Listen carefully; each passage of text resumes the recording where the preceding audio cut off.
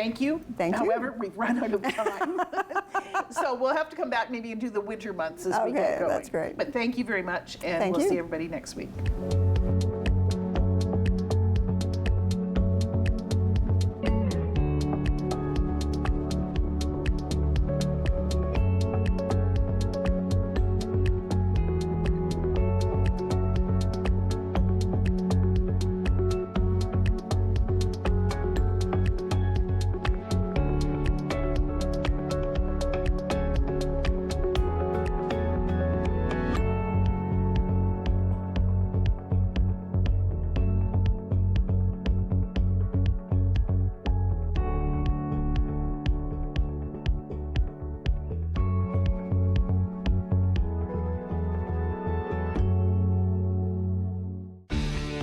Connect with us by visiting our website or email us at comments@rogerstv.com.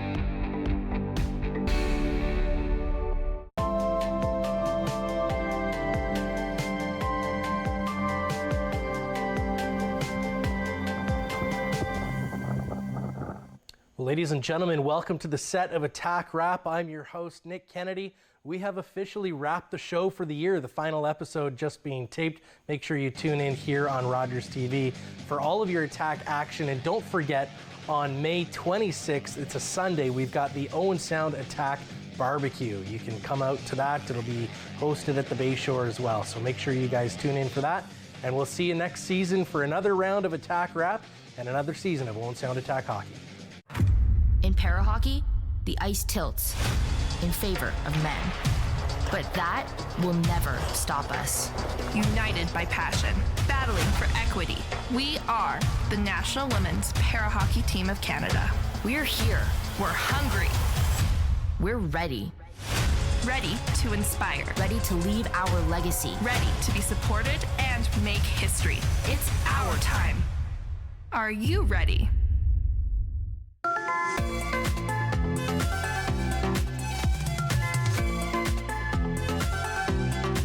You're watching Rogers TV.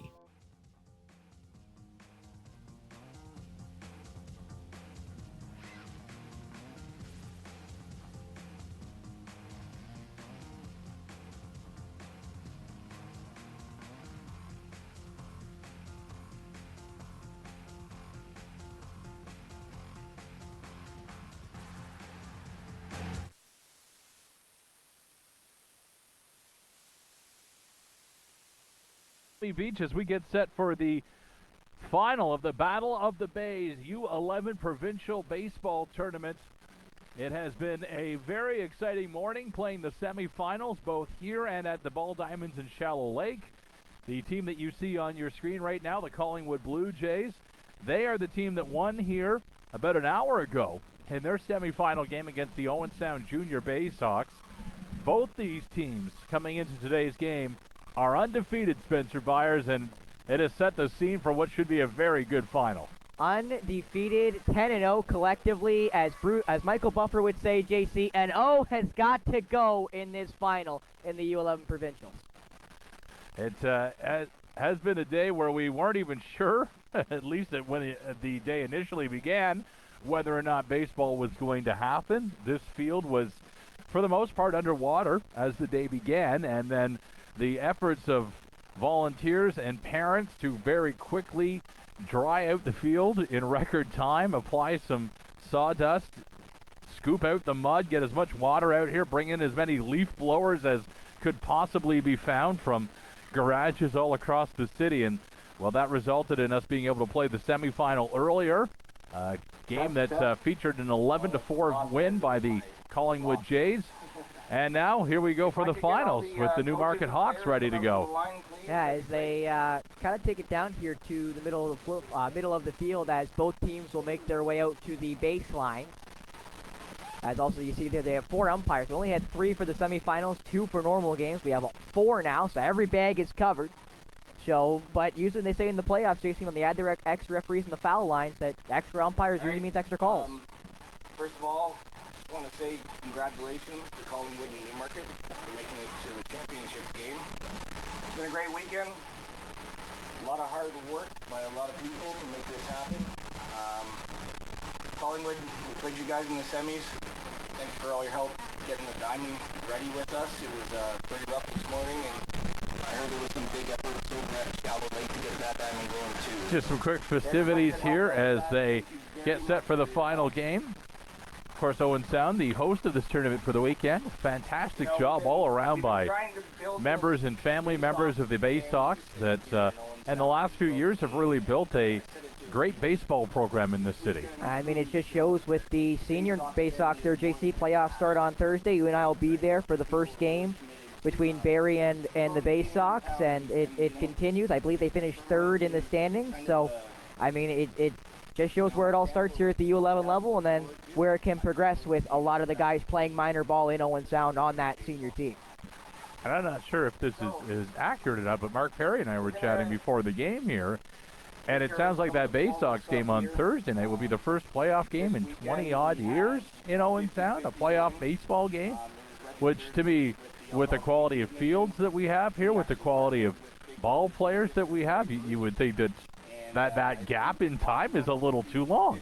I would agree, and I think I almost say it's because I think softball kind of took over in the area, JC, as, you know, it kind of all works out that way with, you know, how softball kind of took over. And now it seems like hardball in Owen Sound and greater surrounding area seems to be taken back over, and, you know, maybe for the best.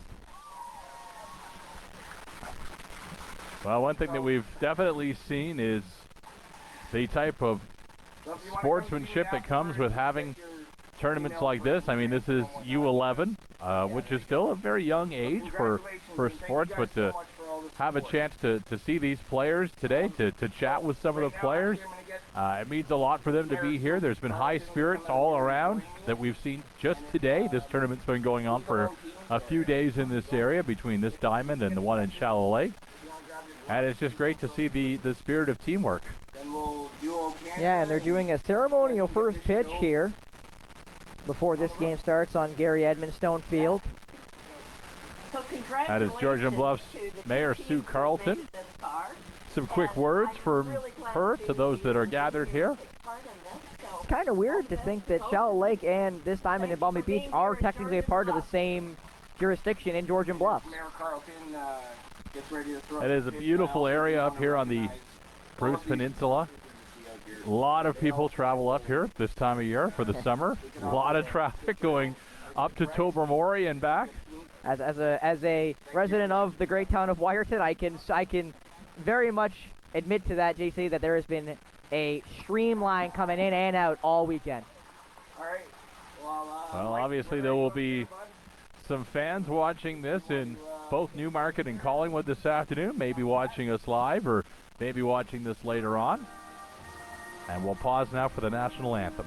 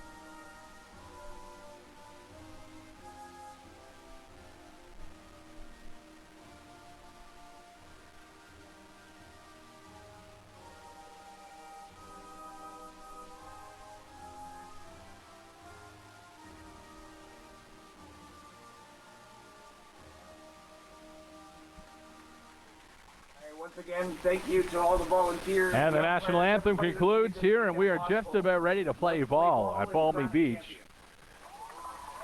The Collingwood Jays and the Newmarket Hawks, the two undefeated teams throughout the Battle of the Bay tournament. Of course, they will meet in the finals to solve everything here on a holiday Monday, civic holiday.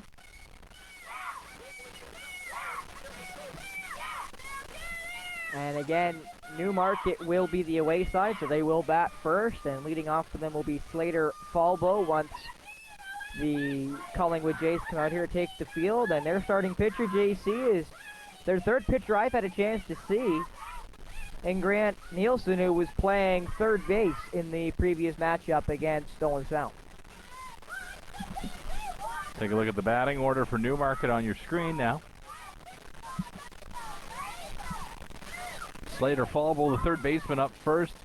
Wyatt Lehman due up second, and Charles Malley, the shortstop. Cash Vera in the cleanup position, the catcher. Will mention that I also would have went Vera there, JC, but I don't know if it was a pre-record or not, but they have their own little speaker that announced all the players' names. Apparently it's Vera. Vera. Which did catch me a little off guard. I will also mention that Malachi Jukama, from what I heard, and I didn't hear his name announced, but I'm going to have to assume that hitting in the 10-hole tonight is Matias Di Gaetano. And I think those are the hard ones that you and I may struggle with throughout this game there for Newmarket. And obviously, doing the Collingwood game just hours previously, we have all their names, I'd say, pretty much down. Well, the pronunciation of the catcher's name, just think of the name of the wife of Norm from the hit TV show Cheers. It was Vera. There you go. The wind about 9 kilometers an hour out of the southwest. A little bit of cloud cover now. 23 degrees, feels like 30 I field thought level. Dan Schulman joined me for a second. I kind of got up when I heard 9 kilometers an hour winds here. I'm thinking I'm going to be watching some PGA golf maybe in a little bit. As Nielsen will finish up his warm-up pitches. We'll also mention now catching will be Colin Penfold in for Collingwood. I saw him catch last night in Shell Lake in the last round-robin game for Collingwood when they mercied Muskoka 16-6. Falbo steps into the batter's box, and we are underway with the first pitch, and it is a strike.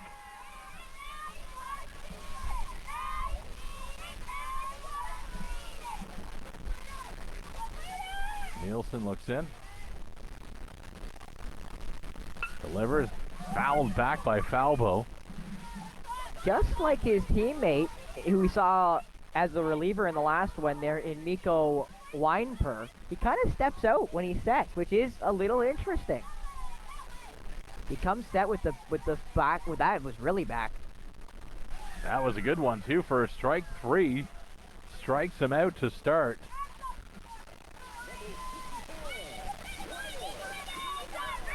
Yeah, they still got the pre-record on, JC, so I guess we'll hear the names live from, I don't even know what that is, if it's a coach or if it was like an announcer they got from local Newmarket.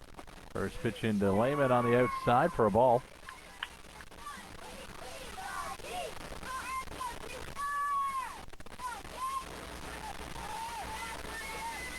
Pitcher set. That one a low one. Contact made back to the mound. Easy throw over to first for the out. And I will mention that Nielsen, who's pitching now, is third base in the last game, so he's got a cannon. So that dribbler to the pitcher should be, you'd think, a pretty easy out for this Collingwood J squad. Charles Malley up now. The shortstop. First pitch into Malley. Swung on and missed, strike 1. We'll mention, JC, I kind of mentioned it in the semi, was the batting stances and the difference between open and closed where your feet are positioned. A lot of these Newmarket Hawks have closed stances, meaning that front foot is on top of the back foot, which can give you an advantage on pitches on the inside, or on the outside, pardon me, but inside pitches can be a little bit of a problem because they can handcuff you. 2 count for Malley. Quickly delivered, fouled back. Malley stays alive against Nielsen. As Newmarket sings, staying alive beside you, so they apparently agree with you.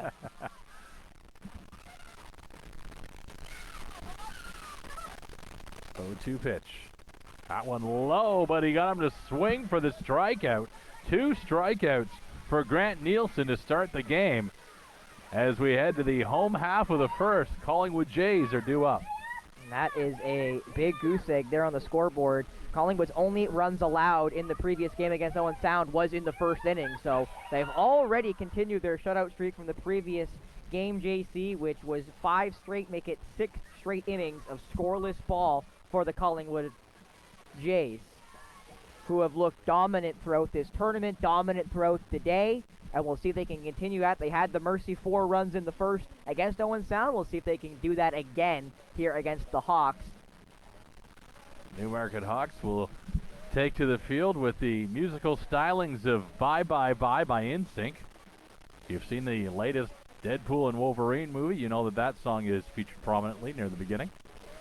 We'll also mention that Gavin Pearson is the pitcher here for Newmarket, got the athletic sleeve on the glove hand, and I also will mention he's hitting in the 11 hole, so more of a stereotypical pitcher slot there for Pearson.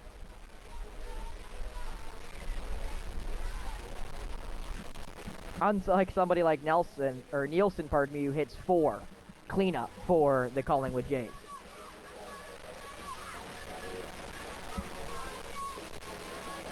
As it will be a Vera Pearson battery here for Collingwood, taking on the battery of Nielsen and Penfold.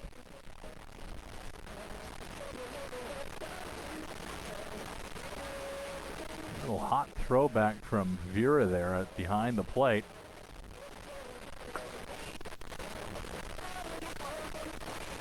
We'll also mention here, Jason, we talked about some of the size on the Collingwood end. I mean, if anyone's got a match, it's Newmarket. I'm looking at some of these 10, 11-year-old kids, and they look big. And again, I'm short, so everyone looks big to me, but they look big for their age. Yeah, you're just in that little age group where some players just haven't quite gotten that growth spurt just yet. It's coming. Mine never came. In fairness, Jason, mine never came. Well, don't give up hope yet. Oh, I haven't yet. I still got 25 to go. I still got a few more years for 25. First pitch is in to Jib for a ball. The lineup is the same for Collingwood from game 1 to 2, so Jib will still lead off at now playing third base. That one fouled back down the... Actually, he's in play. Easy grab for the shortstop. And that's Malley.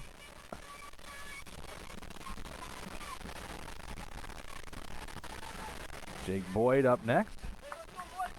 Had a good performance at the plate in the semifinal game against Owen Sound. First pitch is high for a ball.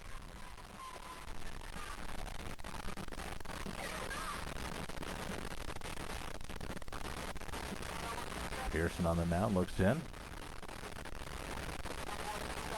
That one just outside. Ball 2. Yeah, Vera's got a cannon behind home plate. I've seen Pearson have to jump at that ball a couple of times. That one still outside. Ball 3. And Boyd asked for the count. Smart move. Just make sure you don't forget. That one is going to be 4 straight balls and a walk issued to Jake Boyd. And now the first of the 2 big sluggers in Mackay Stewart will come on up. Playing a mixture of first and third in this game. Stewart loved going after the first pitch in the semifinal. He's listening to a great walk-up song in Tsunami. And he goes after the first pitch here, right into shallow center, got by the center fielder. 1 run around second. Stewart trotting to second, running comes on third, heading for home. Stewart going to get it caught in a rundown as 1 run has scored. Now Stewart sliding into second.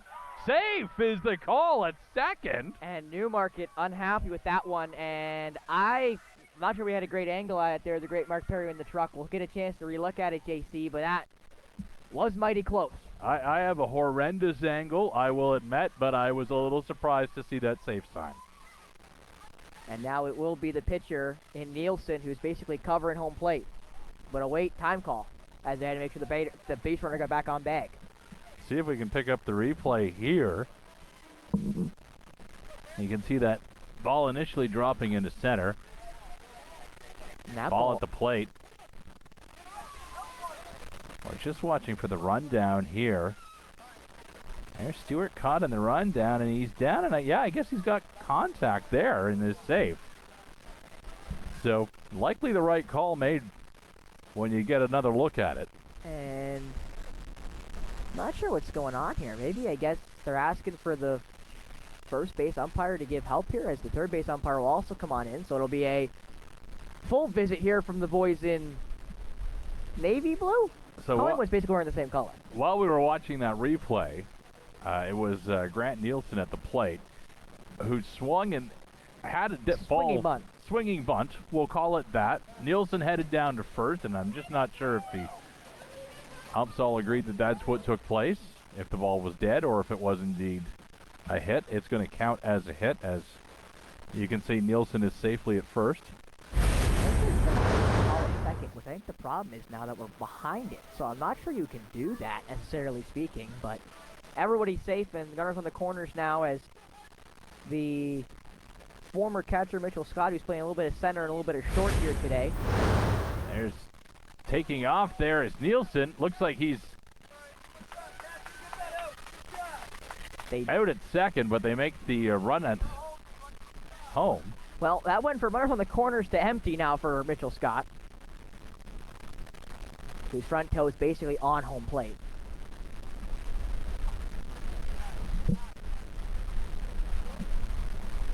So the Collingwood Jays go up by 2.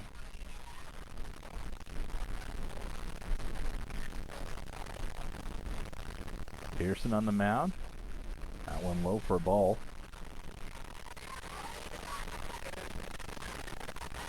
But you see there, though, JC, that Scott, because his front toe is basically on home plate, there's no room for error on the inside. You got to go outside on him, because if you go inside, you can easily just let it go. Definitely making the pitcher work, and Scott comes up with that one. Hit out to the right fielder. A drop ball. That's a tough one to come up with. Scott will be in safely at first.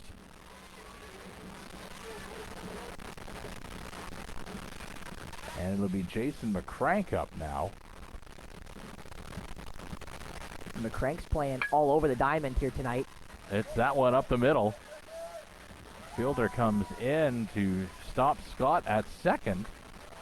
And McCrank goes after the first pitch and gets the base hit. And now they're going to have a little mount visit here between the Hawks and the head coach. And again, you're allowed 3 mount visits per pitcher per inning. So this is number 1 here for the Hawks in inning number 1. I believe it's 2-0 the score, JC. If I'm not messing that all up again, he's got the score sheet. I've got my sheets, which are not score sheets. So, I'm just trying my best here to keep up with the veteran commentator in JC Coots.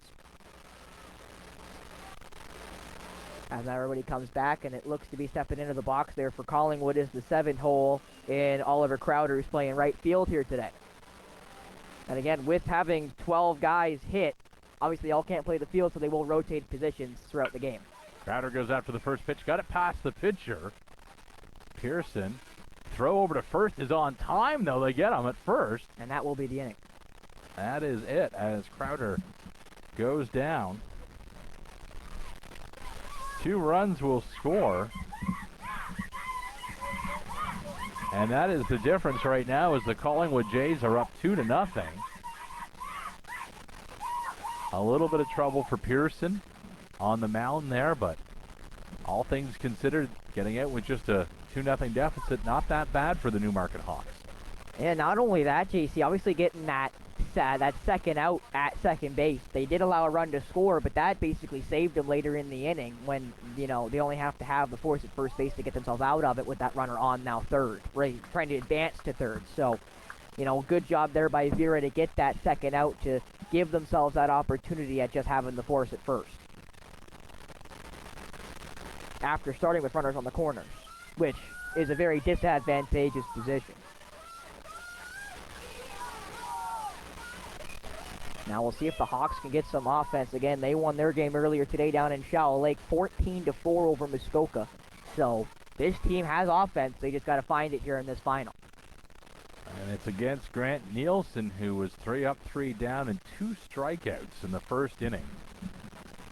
And he has looked very good. Yeah, he's very good at locating the ball. Again, at these young ages, you don't even worry about pitch mix. You just worry about getting the ball over the plate as much as you can with as much pace as you could control.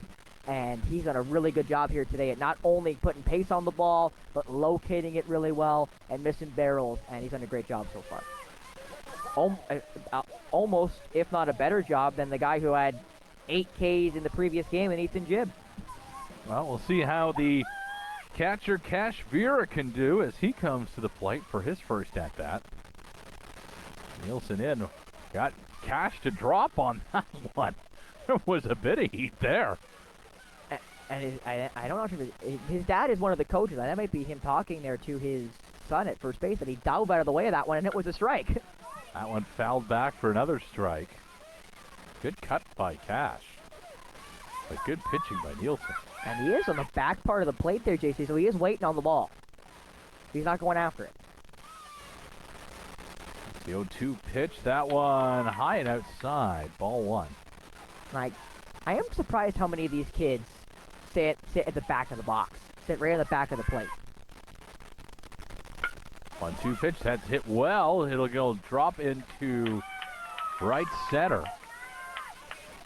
Ball quickly corralled into second, and Vera's happy with that stand-up single. First hit of the game. And now Parker will step in at the 5-hole, playing first base.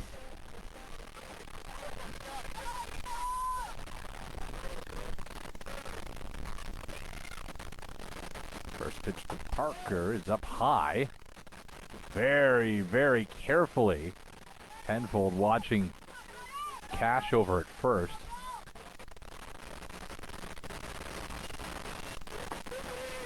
1-0 pitch is in for a strike. 1-1 to Parker.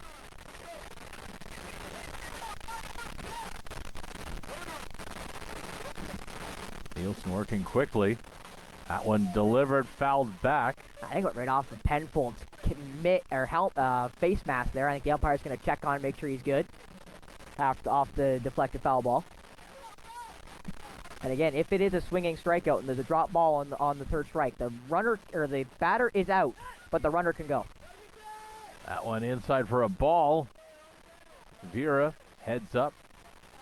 Base running gets into second. Good stop though there by the shortstop in McCrank. Or actually, pardon me, in Miko Weinper. Vera in scoring position. That ball is in for a strike.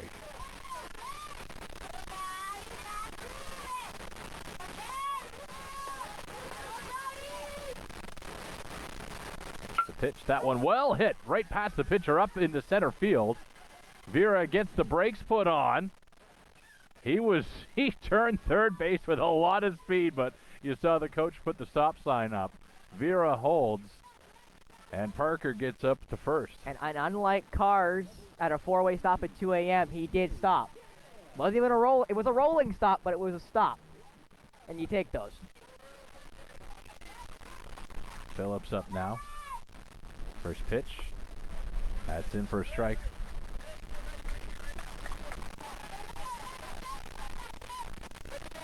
No outs for the Hawks here, looking to get back into this game. That one fouled back by Phillips.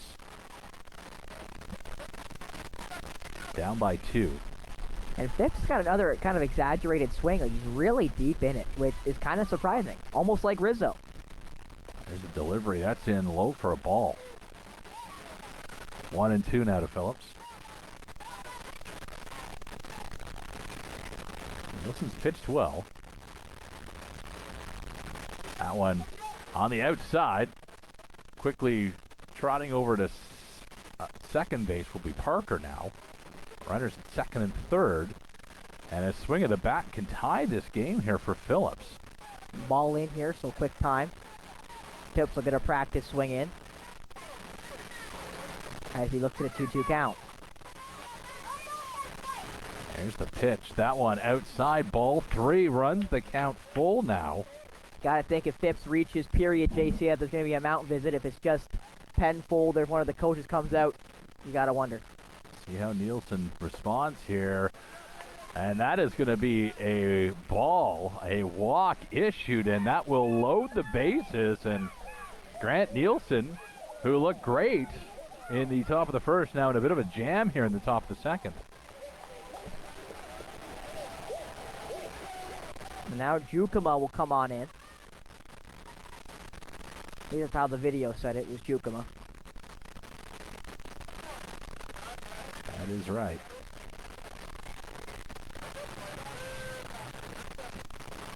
Jukema sees a strike. The 0-1. The outside for ball 1. Bases loaded, no outs here. Battle of the Bay being played at Balmy Beach. That pitch is in for strike 2.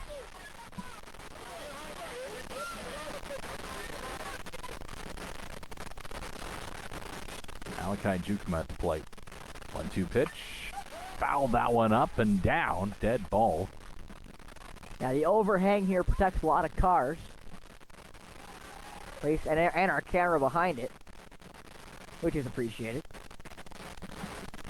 Here's Nielsen. That one well hit. Will it drop into center? Yes, it will. 1 run is aboard, and that will be it. All runners hold otherwise. Coming across, Cash Vera, who started the inning. Hawks pull within 1, thanks to the base hit there by Malachi Jukema. And now Roberts will step in, one of the guys not starting out of position. We'll see where he subs into.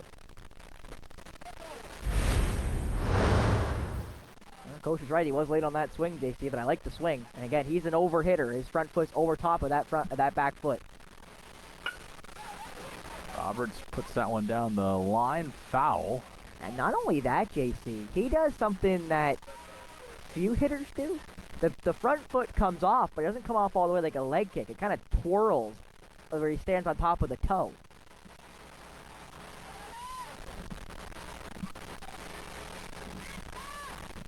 Wilson looks in. Roberts ticks that one back. Runners holding.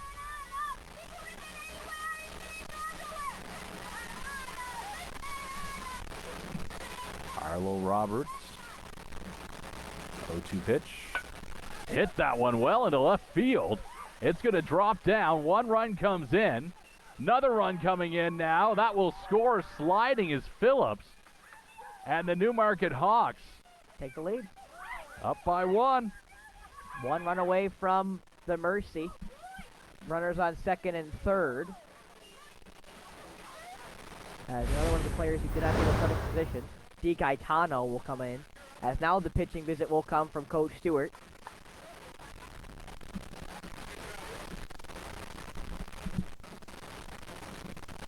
And this, honestly, JC, you could argue, is the first real trouble that this Collingwood team has faced this entire weekend. Having mercied, I believe, every single team they've played so far this tournament, and being, I would argue, the most dominant team, again, right beside this other undefeated Newmarket team. Well, probably good to face some adversity early in the game as opposed to, say about the bottom of the 6th. That is a fair point. That is a fair point. Gaetano at the plate. First pitch is in and low for a ball. That one past the catcher, and runners will advance now. Runners at second and third. Remember, still no outs this inning as the Hawks are going to work. Almost feels like a guarantee for Mercy unless Collingwood's able to really make some magic here. Again, now there's no double play ball. Another wild pitch by Nielsen here. Runners can't advance. Gaetano in for a strike, 2-1. And again, Gaetano is in the back of the box.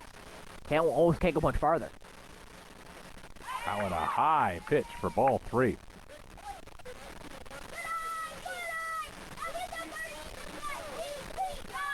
Pearson, the pitcher, on deck. That one high. Pearson's going to get the bat now as Gaetano heads down to first.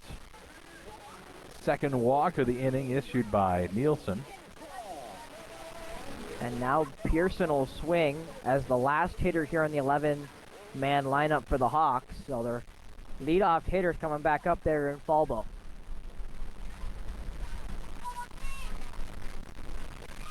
First pitch into Pearson. Good for a strike.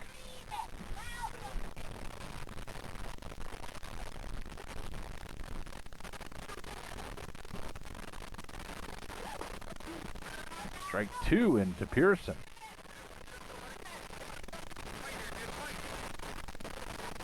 Looking for the first out of the inning is Nielsen. Won't get it there. Well mentioned, JC. I'm going to call it Collingwood's rosin bag. They brought out a rosin bag for Jib, who did use it. There's no rosin bag out there for Nielsen. 1-2 pitch is low. 2-2.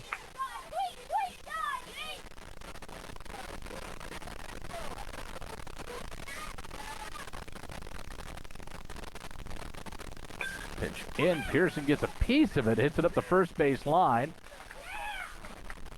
Yakima will score at home as Pearson is tagged out, and that is 4 runs, which of course is the max you can score in an inning. And that will result in a lead now for the Newmarket Hawks, as the Collingwood Jays will be due up for the home half of the bottom of the second. That's the first time they've allowed runs since the first inning of the Owen Sound game just hours ago. So good job there by Newmarket to finally get themselves A, on the board, and B, break through a rather good defensive performance there for the last 6 innings by Collingwood, as Pearson will come back out to pitch.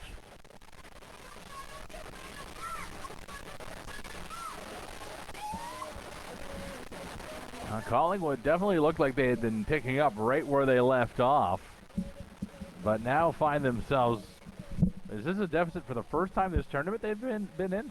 I mean, if you look at the games they played previous, JC, 12-0 against Owen Sound in their first game, or 14-0 against Owen Sound, pardon me, 12-0 against Northern Toronto, 11-1 against Essex, and they never were trailing when I watched them play Muskoka in a 16-6 win. So I think you're right in saying that this Collingwood team is in their first hole of this entire tournament. And again, their run differential coming into tonight was 53-7, 6 of them coming in their last game against Muskoka, who was in the other semifinal, who lost to this Newmarket team 14-4. So we are seeing the cream of the crop of this Battle of the Bay U11 Provincial Tournament, for sure. Well, it'll be Mikko Weinberg due up first for the Jays. He had been pitching in the semifinal, at least to end the semifinal. He was their closer, if you will. And he also comes out to Freaks by Timmy Trumpet, which again, I gotta appreciate.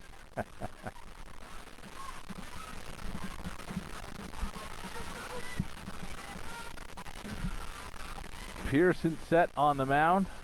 Weinberg set in the batter box. Pitch is in for a strike to start things off.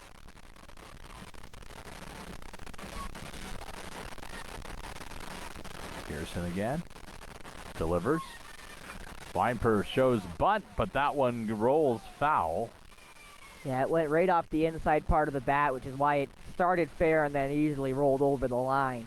He wanted a little more barrel on that one, and it might have strayed right down the third baseline. Weinberg back into the batter's box. Pearson high and outside, ball 1.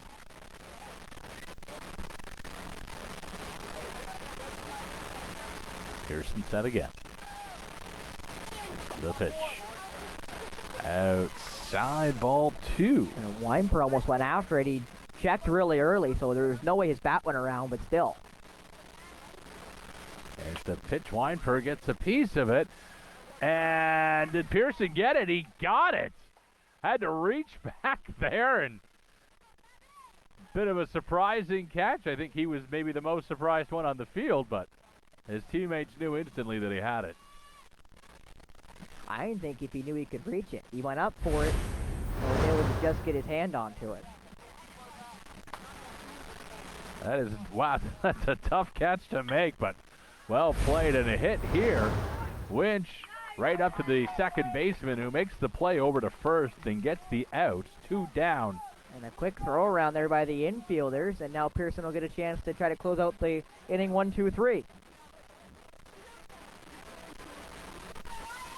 Parker Robertson up, second baseman.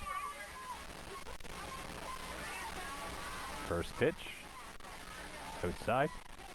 We'll mention, JC, that this Newmarket team had a longer layoff than Collingwood. Collingwood only got about 45 minutes to an hour. Newmarket showed up during the 5th inning of the last game, so maybe that was the rust we saw in that first inning, was just them getting back into the swing of things. Pitch is in for a strike. 1-2 to Robertson.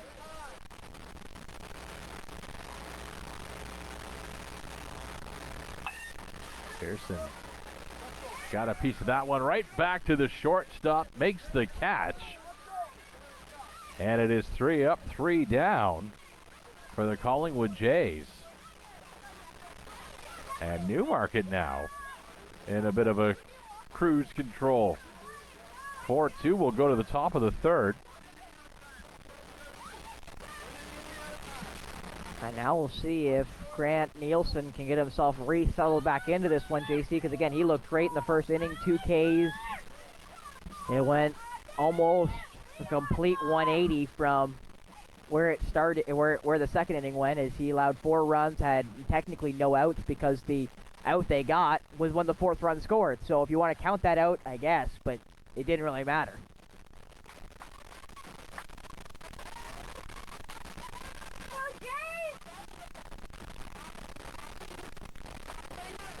And I believe starting off this go-around will be the leadoff hitter, Slater Falbo. And again, the first 3 batters all got out, including 2 strikeouts. So this is where Nielsen had success in the first inning. We'll see if he can have reestablish that success against the same batters. Not an easy position to be in for Grant Nielsen, but we'll see what he does against Falbo. First pitch. Outside, ball 1.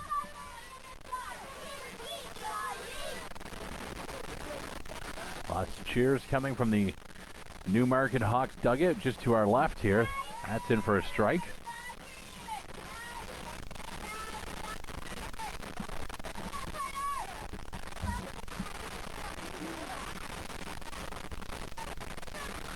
One pitch. Ball. That one almost hit him, it looked like. And he didn't move. Falbo looking down at 2-1 pitch. That is outside for ball 3.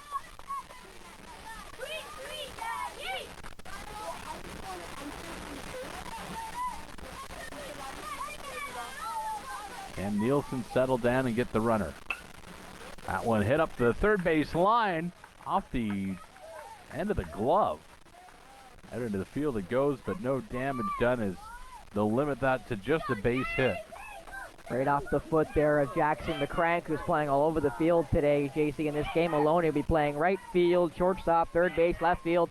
Again, with the unlimited defensive substitutions, he's moving all over the diamond. Wyatt Lehman at the plate now. Hit in for a ball.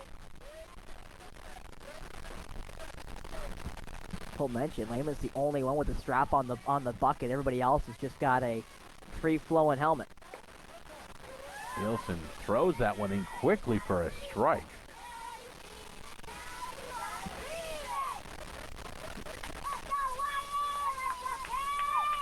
Nielsen delivers. Strike 2. He thought that one was high. He was going to swing at it and then thought maybe it was a little too high, and the umpire said it touched the top of the strike zone.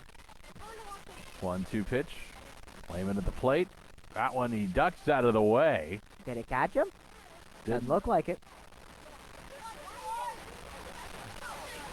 Another conversation with the umpire, but doesn't look like contact was made. 2-2. Here's the pitch. That one I guess caught the top corner again. looks like it did, yeah. Struck out swinging, or struck out looking. Lehman again wasn't happy with it. Immediately looked at the umpire, and I guess just thought those both were a little too high, but the guy wearing the darkest blue said no.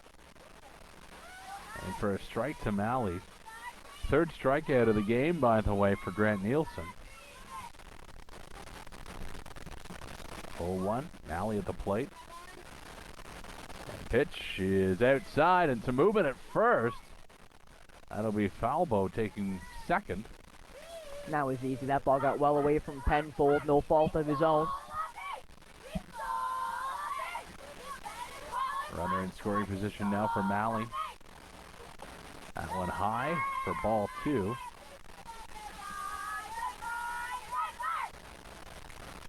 Falbo being active on the baselines. Falbo again. Look at that big lead that they're taking here.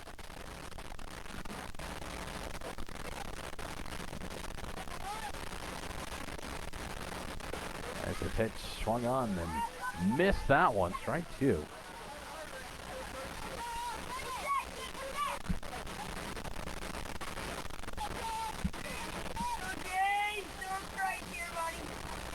Nielsen delivers. That one swung on and missed. Strike 3. Malley sits down. 4th strikeout of the game for Nielsen, who is starting to find his form again. And Cash Vera back up to bat here, JC. He's the one who started off all the mayhem in the second inning. That one in for a strike as it gets ticked back to the backstop. I will mention that there's not a lot of space between the catcher and the back fence here, right where we're sitting. Nielsen delivers. 1-1 pitches. 0-2 now. That poor fence man's got a second net, I think. Well, I'll say a second net in the same spot as this fence has definitely seen better days. Here at the plate. Pitch by Nielsen outside for a ball. Falbo got about a quarter of the way to third base before Penfold looked right at him. As Penfold's going to take a chance here to fix his equipment. Home plate official makes the time call.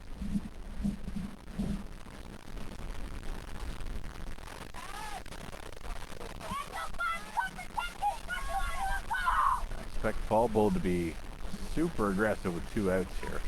And 2 strikes. Vera swings at that one, makes contact, and a right center drops. Vera will be safe as Falbo will score. That aggressive base running pays off for the Hawks, who now make it a 5-2 game. Nice job by Vera, nice hit. And again, he's the one who started off all the runs scoring in the second. He gets the 5th run of the game for his squad. Brady Parker now. Parker inside for a strike.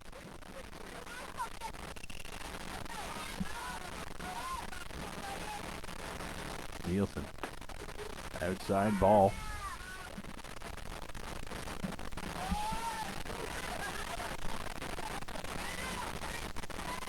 Once again, the Jays need to get out of this inning and get the bats going. Parker swung at that one and missed. Caught Penfold right in the top of the thigh, right where there's no padding, and he immediately came hopping. That one just stings a little bit.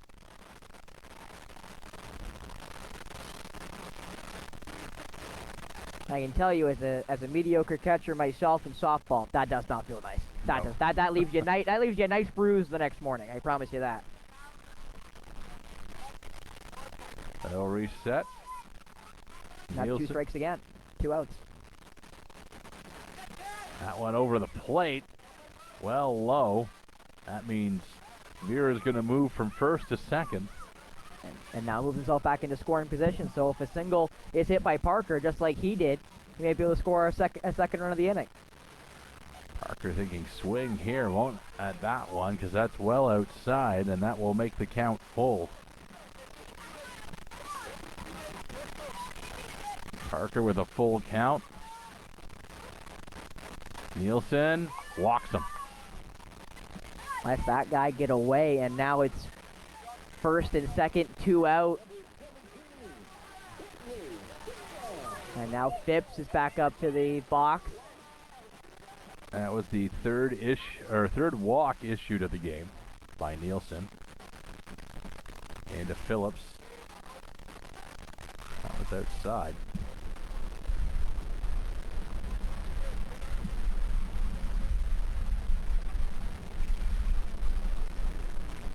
pitch, fouled back for a strike.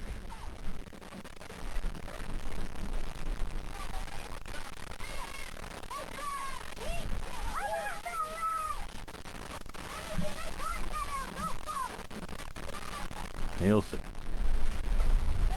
got her down low. Runners will move as the ball once again gets past Penfold. That one actually hit the umpire right in the foot as it went wide. This is a tough position to be in right now for...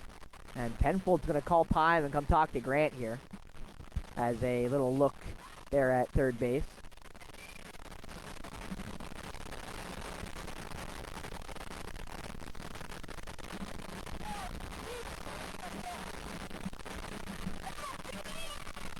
One run in already. 2 outs here, and swing of the bat could really open up this game. That one is a strike. Good pitch by Nielsen. And for the third time, JC, 2 outs, 2 strikes. Has not been able to get himself out of the inning yet. We'll see if he can here. There's the pitch. That one in the dirt for another ball. 2-2. No, 3-2. It's a full count. Sorry, full count for Phillips at the plate. There's the full count pitch, and it is a walk indeed. Third straight guy. He's had at least a 2-strike count or a full count, and he has not been able to end the inning. And now Lukema has a chance with the bases juiced to get a second straight mercy and put his team up by 6. As Coach Gavin Stewart will come out and talk to his pitcher for the second time, and I believe with Penfold's walkout, I think that would be the third, technically, mount visit for his pitcher. And it looks like it will be an early substitution. From the sheet we saw, it wasn't supposed to be Nielsen coming out for a while, I believe, but it sounds like it will be him pretty early here.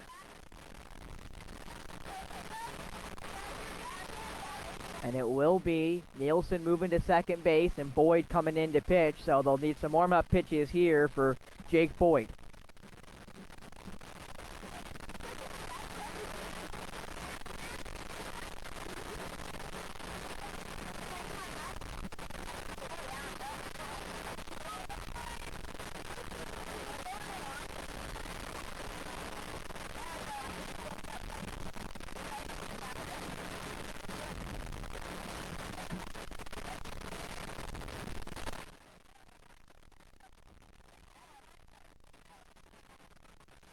So 2 2/3 innings pitch for Grant Nielsen. 4 walks, 4 strikeouts.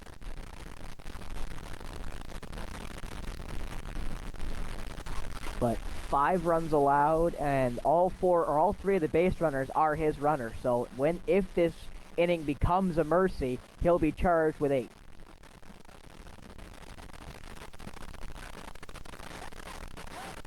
And I understand that, this is pretty high level for this age group, but that said, still a pretty tough position for Jake Boyd here to come in with the bases loaded. Your team's down by 3 runs. You're trying to keep this game as close as possible, trying to get your bats back out on the field, and this is how you got to come into it in the final game. This is a tough one. We'll see how he does. Championship game, 2 outs, bases juiced. I mean, other than this not being the 7th inning, there's not much more you can ask for in a high leverage situation. And Malachi Jukema has just as much pressure on him at the plate right now as that ball is in low. Yeah, but that gives you a little bit of a sigh of relief there for Jukema. Now you're ahead. Second pitch to Jukema in for a strike. Jukema wanted that one called inside. But again, he's right on top of the plate, too. 1-1 pitch. That one hit up the middle. Will it get by the shortstop? It does. 1 run is in. Coming around third is Roberts. He is going to make it into home. That's 2 runs scored. And a little bit of damage done here by the Hawks. And that makes Nielsen allow, technically speaking, 7 runs, and the 8th one now sitting on third base. A double for Jukema. Arlo Roberts will get a chance to swing in now.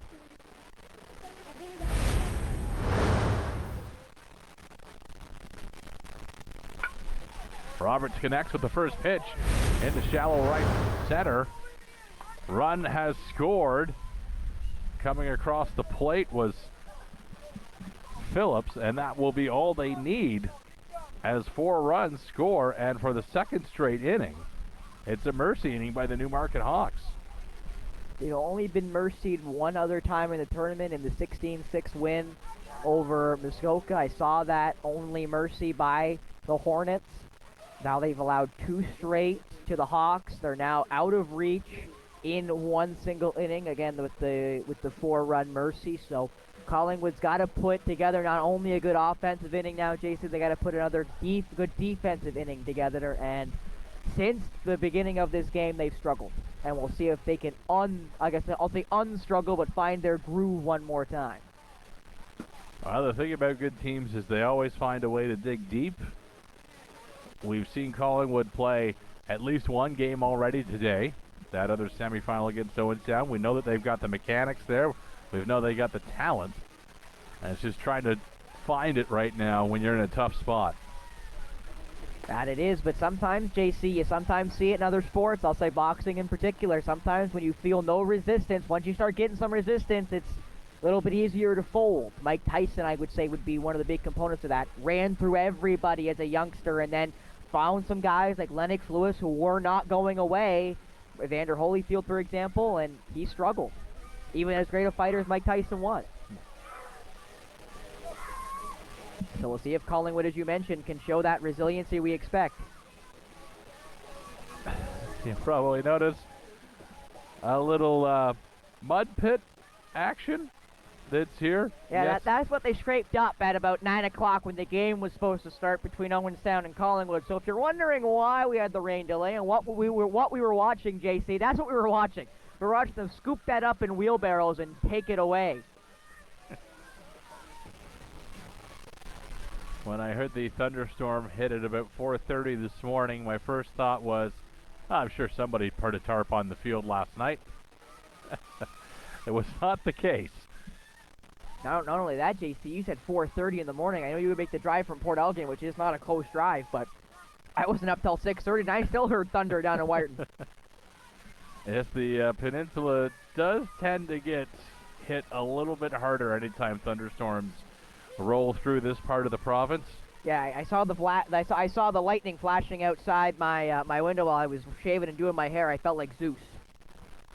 There's the first pitch in, and that's outside for a ball. And it is Robotham now in for the Jays up to bat. First plate appearance of the game for Robotham. That's a strike. As we were told by his teammates during the first game, nicknamed Nighthawk, which is a sick nickname. Pearson's pitch, his bunt is shown, but that one bunted foul. A little bit of a better barrel there on that at bunt attempt, but it never was fair at any point. It immediately kind of flung its way past the baseline. 1-2 pitch for Robotham. Down in the dirt, 2-2. And again, the pitch, this plate's a little wider. They have a rubber plate over the real plate, which I think gives it about an inch either side. That one is in, good for a strike. Robotham goes down looking. And now it is the catcher Penfold, the 12-hole hitter, so there will be a first time through the order after this at bat for Penfold. Is back up on deck now is Ethan Jibb, who's waited probably the longest of his tournament to try to get back up to bat. Penfold facing Pearson. Pearson in for a strike. Collingwood almost feel, I'll say, anxious at the plate, JC. That one well pitched, good for a strike. And Penfold didn't like either. He looked at the umpire both times when that ball got caught by the catchers to see what the umpire would call. Working again. And didn't get him that time. Pitch location close to the last one, but Penfold happy with that one. 1-2 pitch. Makes contact. Flies up and just missed by the fielder. That was almost a great catch there by the right fielder, and I believe that would be, I was going to say Phipps, but I can't exactly tell the number from this far away, and I believe it is Bentley Phipps there in right field, number 17. Always tough to make those sliding catches. Jib swings and fouls out. He was the leadoff hitter, so back to the top of the order go the Jays for the first time here in this one. Already into the bottom of the third. Pearson on the mound. A 1 pitch. Fouled again by Jib. Went gopher hunting on that one. That ball looked well low to me, but he already had started his swing and was able to at least foul it off. Went looking for Wyatt Willie, if you will.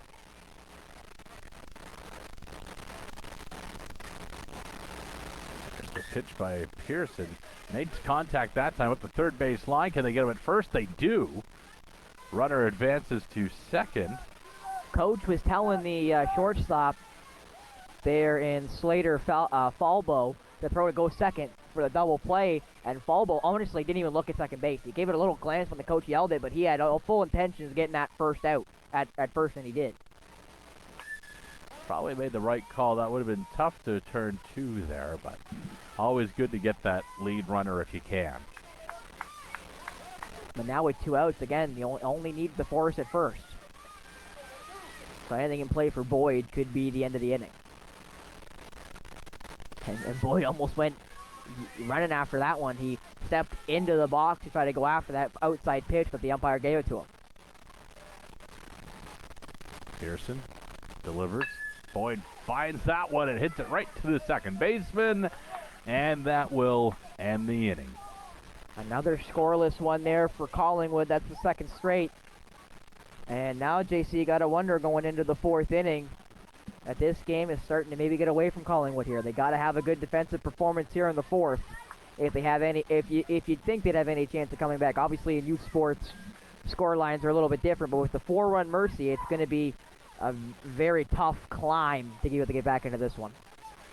If anything, they need a full defensive stop here to keep this game as close as possible.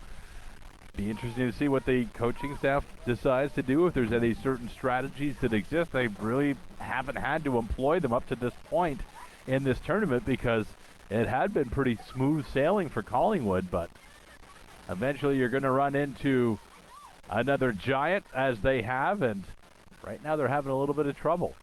And now Jake Boyd will be back to the mound. He had a little conversation there with one of the coaches for Collingwood. So again, just I guess some late instructions for Jake Boyd, the relief pitcher, who again has not allowed a run yet. Yes, the 4 runs that scored were on him, but they weren't charged to him because they were already on base because he came into that 2-out bases loaded situation. So those 8 runs are charged to Grant Nielsen. That ball goes right off Coach Jibb's foot.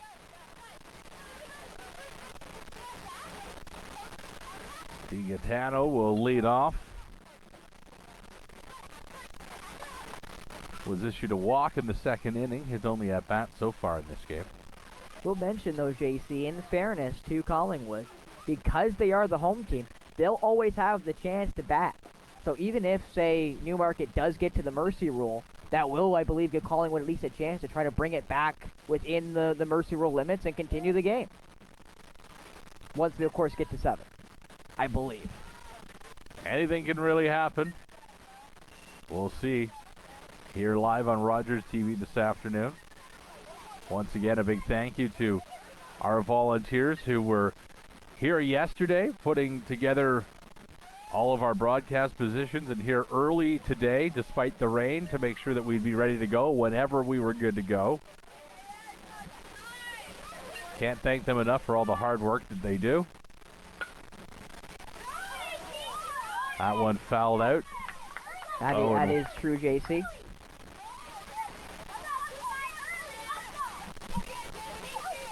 DiGaetano 0 for 1, or 0 and 1.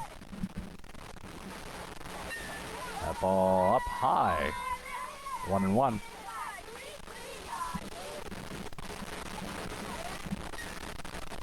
Pitches in, and that one lined foul down the first baseline.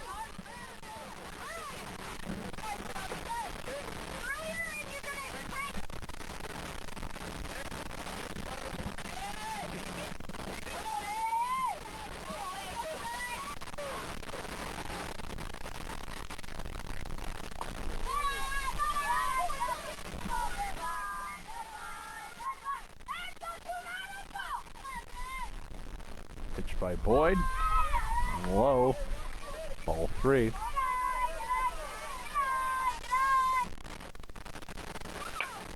That one hit back to the pitcher. Boyd very quickly on it. Gets it over to first.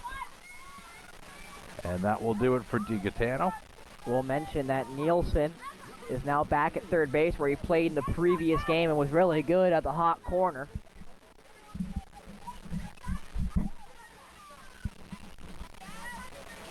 And now playing second base actually is Oliver Crowder. So again, with the early pitching change, JC, a lot of these positions have moved around. The pitcher, Pearson at the plate now.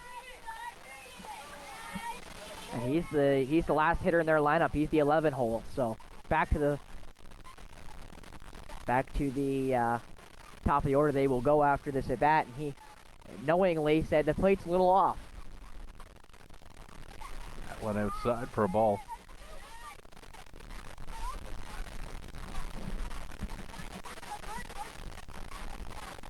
By Boyd in the dirt, bounces to the backstop.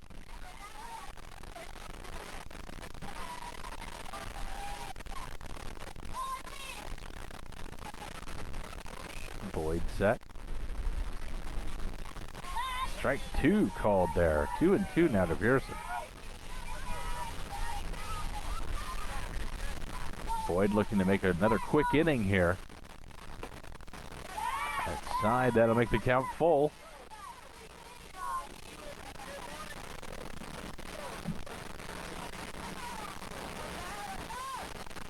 Full count pitch. That one flied. Is it foul? It is, but it's caught by the third baseman. Actually, make that. No, it was third baseman. Nielsen That was got the first there. baseman, Nielsen. Yeah. Weidenper was there, and trailing was Boyd. As Slater Falbo will come up for his third at bat of the night. Falbo struck out in the first, scored a run in the third. That one high for a ball. Now again, in the last inning, JC, I believe Nielsen got 2 batters out, and then everything just kind of went downhill from there. So we'll see if Boyd can escape this inning without allowing any more base runners, without allowing any base runners.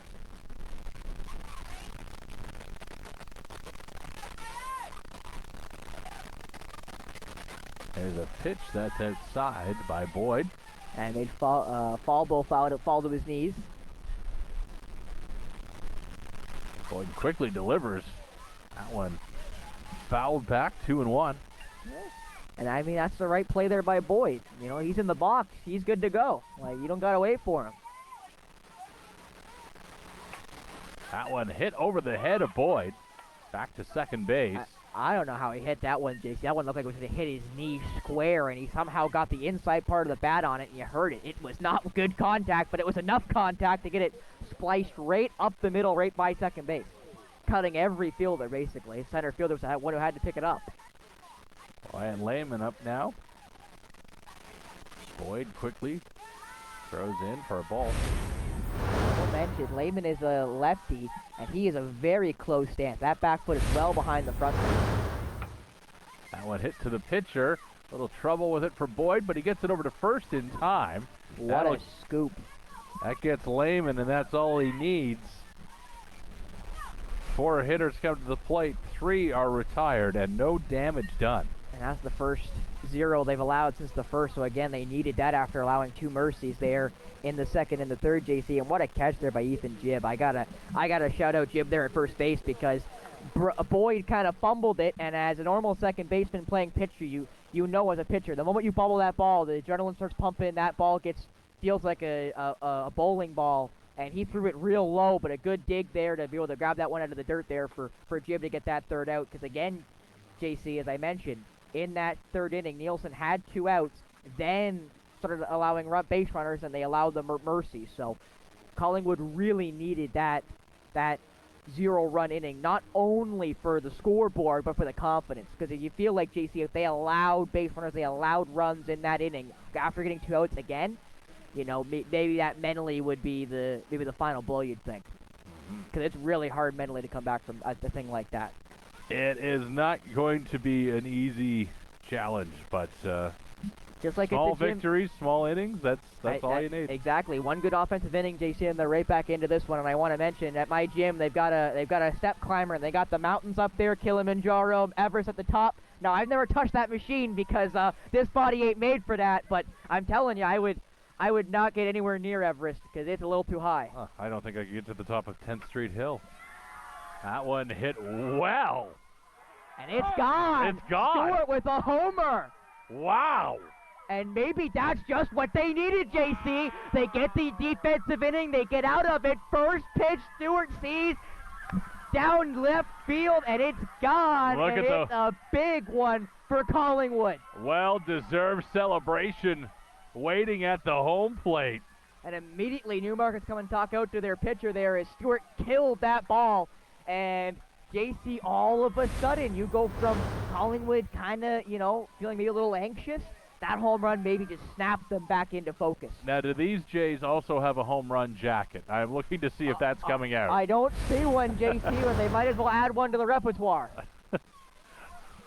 We've got the players running over to look at the replay on the monitor. That's how good that home run just was here at Balmy Beach. Sadly, JC, we don't got the radar gun or the stat track to see how far or how hard it was hit, but regardless, that ball got crushed. And the order doesn't get any easier, JC, because right after the guy who just hit that home run in Mackay Stewart, it's the 4-hole hitter, and it's the other big body in Grant Nielsen. Nielsen up, of course. He started this game as the pitcher. Wasn't able to do much at the plate, or at least at the pitcher's mound today, but at the plate he's hoping to do something here. He looked really good when he played third base from the batter's box. He's back at third base, so we'll see if that can bring some more fruitful swing. Pearson the pitch. That one connected. Up to third. The throw is in, and it misses at first. And you kind of saw it there. That was a good nab. It was a quick two-hopper there right to the third baseman in Falbo, but he kind of handcuffed himself when he threw it, took maybe an extra stride too many, and when he fired it low the whole way, and just couldn't dig that one out with Parker. There's a nice cut by Scott, but a strike thrown. And it was a good pitch, too. I think that was a good pitch to swing out there for Scott. He just missed it. Here's to the 0-1. That one fouled back by Scott, now 0-2. That first pitch, JC, was kind of like an MLB The Show swing. It was a perfect, and he just missed the ball. Pearson again, delivers. That one well hit by Scott. Did he get that? Yeah, he did, I think. Yeah, he did. Wow. What a catch. I believe out in left field. I believe that is Jukuma, Malachi Jukuma there in left field. The fielder may have switched, but I know Jukuma is listed as my left fielder here. That one skied in the shallow center. That one drops in. But because they thought it was going to be caught, that's the second out at second base. Nielsen gets thrown out.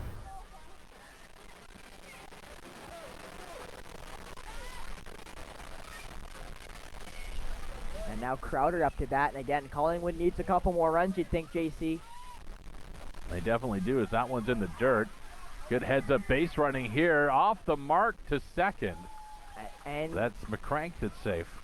And in my opinion, I think Newmarket's argument Crowder got in the way of Vera. I'm not necessarily going to argue with that, but in fairness, when Vera threw it, he never looked, which usually at this level, JC, you don't want to do. You want to be able to look before you throw it to know where you're throwing it. And when he spun, he threw it a little. The momentum of his turn kind of kept the ball going that way. Went a little off the mark for a ball.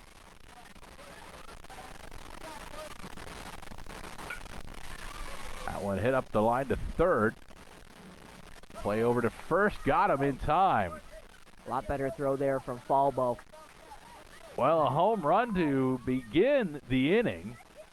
Gets the Jays back up on the board, but that was all they got. Trailing 8-3 here. So we head to the fifth. That makes it 8-3, so still up by a full mercy in a little bit are the Newmarket Hawks. They look to add. So Collingwood could really use another good defensive inning here as the Newmarket coach here gives his guys his last bit of instruction here. We'll mention, JC, the Mercy is 10 after 5. So right now Newmarket is, I'll say, in play to be able to accomplish that feat.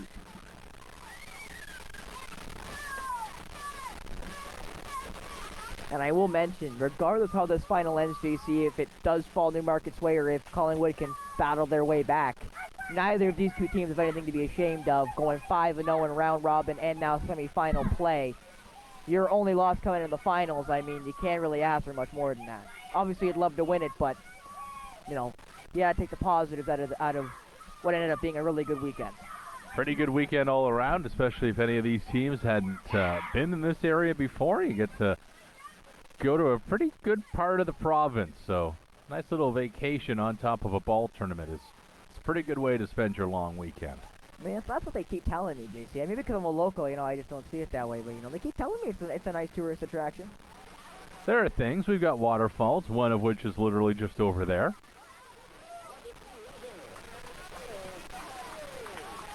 Malley up at the plate now. That one outside. My brain's just realizing this, Jason. I know you've said it before. His name is Charles. Charles Malley. Charles in charge. I mean, I love when some of the, I'll say, more older names come back to life. And Charles is one of them. And, you know, just like King Charles, I appreciate it. I appreciate the spelling on Falbo's name. S-L-A-Y for Slater. Yes. Like Big Game Slay? Not sure what's going on there. Maybe the parents are big Slayer fans. I don't know. I always enjoy a good story behind a name, though. I believe that's 2 strikes out of Malley. Boyd on the mound. Some sirens in the background here. I believe the party police are heading up the coastline. They're going to go mess up somebody's day. That one ticked back by Malley as he stays alive.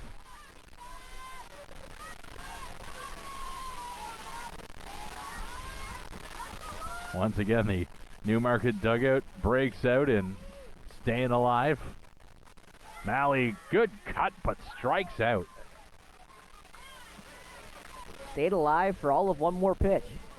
And again, another good pitch there from Jake Boyd, who's really settled into this one after coming into, again, as you mentioned, a high leverage situation. 3 bases juiced, 2 outs. Kashvira up now. Who has, I'd say, been almost the focal point of the offense, because both times he's been up were both times when this team was able to get their 4-run mercies. He started both of them. And he's crossed home plate twice today. That one is high for a ball.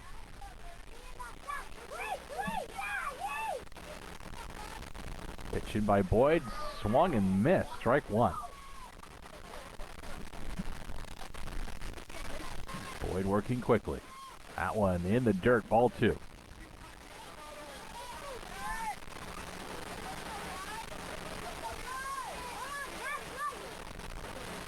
Boyd ready. Delivers, 1-2 pitch down low. And Boyd will take first base on the walk.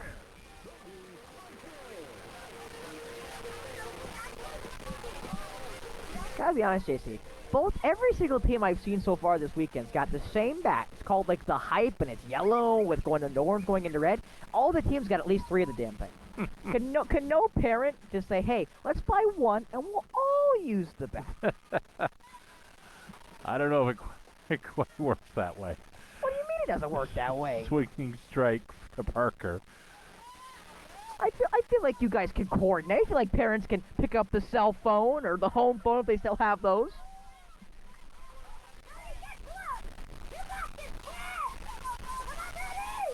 Pitch by Boyd. Outside for a ball.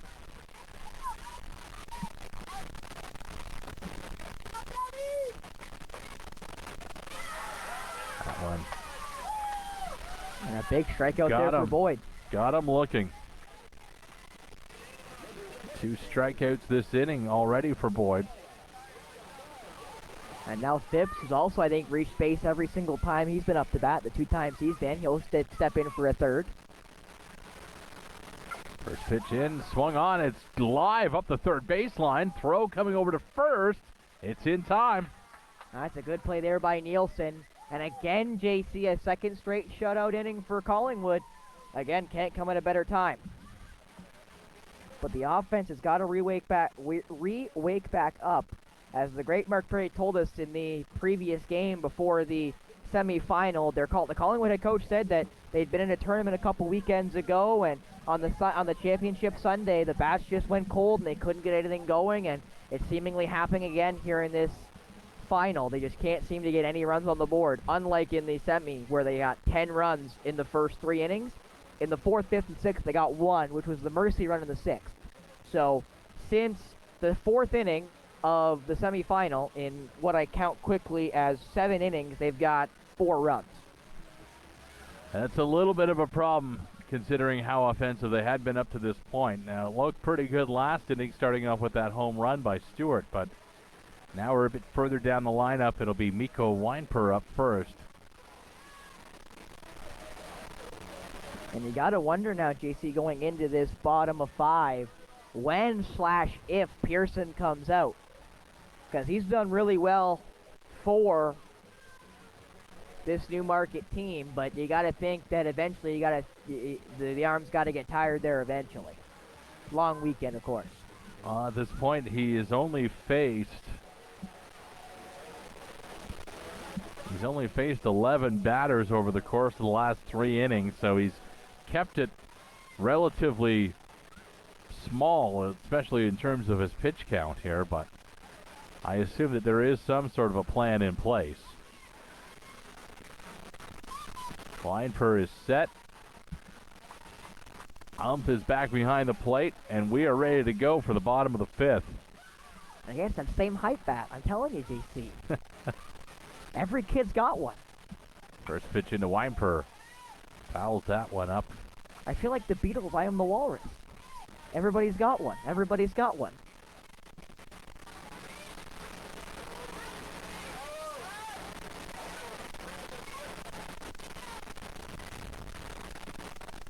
Here's the pitch.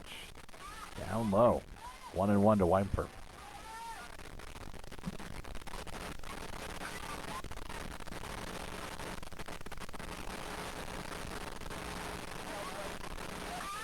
Boyd gets that one just outside, 2-1.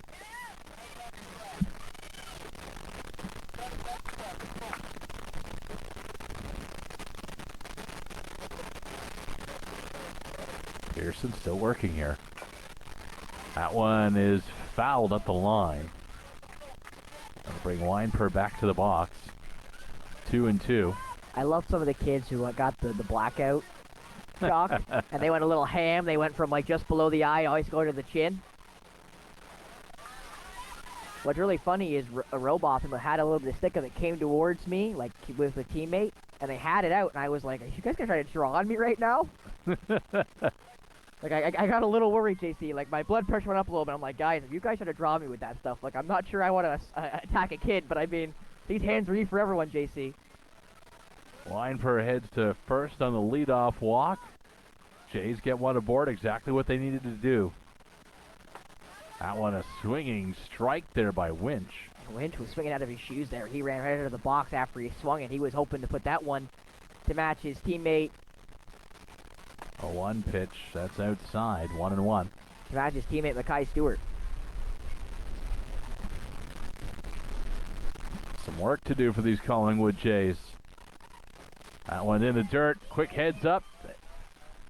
As we get to second, and now thinking about going to third. Can't blame him, was Weinper, but he very quickly put the reverse jets on and got back to second. Yeah, Vera, I think, missed the throw to the pitcher there in Pearson, and then Weinper overran the bag. Intentionally, I think, JC, but still he overran the bag. I want a little pitching meet here, and it will be the second pitching, or I guess first mountain visit of the inning. I wonder if this is the point where maybe now they start to think about making a change. Pearson has pitched well, though. Hasn't faced many batters. I mean, other than the home run, he hasn't basically allowed anything since the first. He hasn't allowed any runs other than that home run since the first, so he's been dominant other than that one pitch to Mackay Stewart. Well, the strategy has been laid out, and we are ready to continue here. 2-1 pitch for Winch. Outside. No, that was a strike call, JC. That was a strike. Down the plate. We'll make it 2-2 now. There's the pitch. Fouled. As Winch stays alive.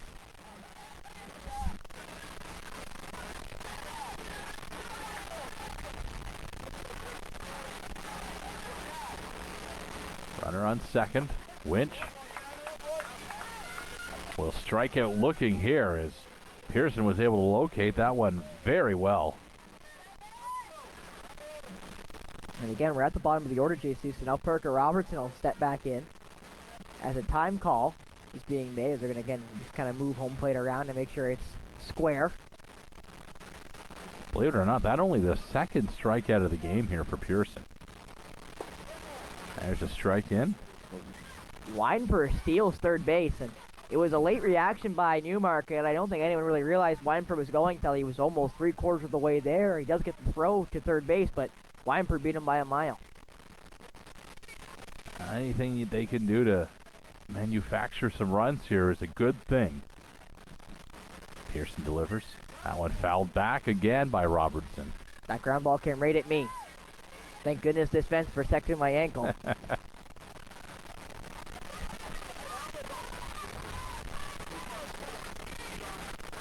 Robertson down 0-2. The pitch. Hit foul up the first baseline. See how fast Weinberg was coming down that third baseline. I mean, Weinberg's playing shortstop for a reason, JC. Normally, shortstops historically have been more contact-oriented speedsters, and Weinberg kind of fits that role. A little delay in the pitch setup there by Pearson. Johnny Cueto showed up to the Balmy Beach Diamond here. My goodness. I was waiting for the shimmy. Again. There it is. There it is. He heard me. That one catch fouled. by Newmarket. Oh my God, I'm so happy. I hope he heard me say do the shimmy by Johnny Cueto, and he gave a little shoulder wag. A little request for Spencer Byers here. That's two gone now, thanks to the... If he does it again, I might have to pull a Steve McCarthy and take his headset off. I might need it. I might need a second here. Elliot Robotham batting now. That one outside for a ball. That's the one thing I do like about pitching, comparatively speaking to shooting free throws or any other action where you're doing it by yourself. You're allowed to kind of, feint yourself. You really are going at your own pace when you're pitching. That pitching for a strike. 1-1 for Robotham. Pearson the pitch. A bit outside. Robotham had to get out of the way.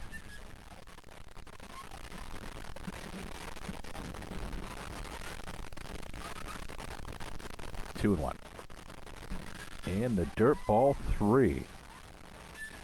And Robotham again, as I told you, came at me with the black chalk. He's got it from basically just below his eye to the chin. That one outside. Robotham will take first. And a time call there by Vera as he'll go out to talk to his pitcher, and I think head coach Vera will come out and talk to the pitcher too. As now Penfold will come out as the 12th. In the game by Pearson, second this inning. Leadoff man Weinfer also walked. We'll also mention here, JC, that, normally the last couple of batting spots are catchers and pitchers.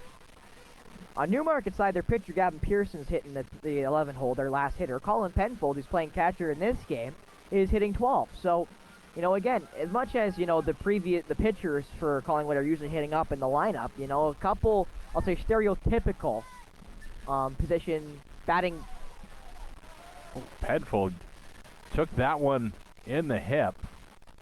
I'm not sure which one that actually caught him. If it caught him in the thigh or right in the knee, it looked like, yeah.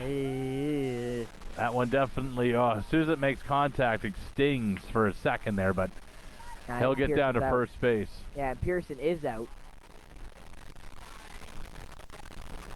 A hit by pitch ends the day for Pearson. I think Parker's moving to third base, and he'll get rid of the catcher's mitt, playing first. As now coming into pitch, looks to be Bentley Phipps there for the Hawks. And I will mention there, JC, he's trying to think of who does that. He kind of comes set low, and then he'll come high with it. Let's take a look at the replay of the hit by pitch here. Oh, right, kind of in the back of the knee area. That's not a fun spot to get hit. Well, in fairness, JC, he kind of turned into it, so that might have honestly protected him, because I'll be honest, hitting it like right on the side of the knee, worst spot. Like top of the knee, that hurts because it hits right the kneecap, but that's bone. You hit the side of the knee where the ligaments are, where the bones connect. That's not nice. No nice. That's a nice big bruise coming tomorrow there for Penfold. As again, Phipps is now on the mound here as Pearson moves out to, I think, second base. They move their first baseman Parker to third base, and I believe moving to first base is Wyatt Lehman. I think is the way this is all working out for the white shirts, who, as you talked about before the broadcast, are wearing the Oakland Athletics white, green, and bright yellow, which I do appreciate, even though there wasn't Northern Toronto Athletics. So I wish the Athletics could have worn the Athletics color, but you know, I'm not going to argue color palette here. I will say, I do like that color scheme on a baseball uniform. I hope that the Las Vegas, whatever they're called, do keep the color, if they do change the name. As now back to the leadoff hitter, here comes Jim.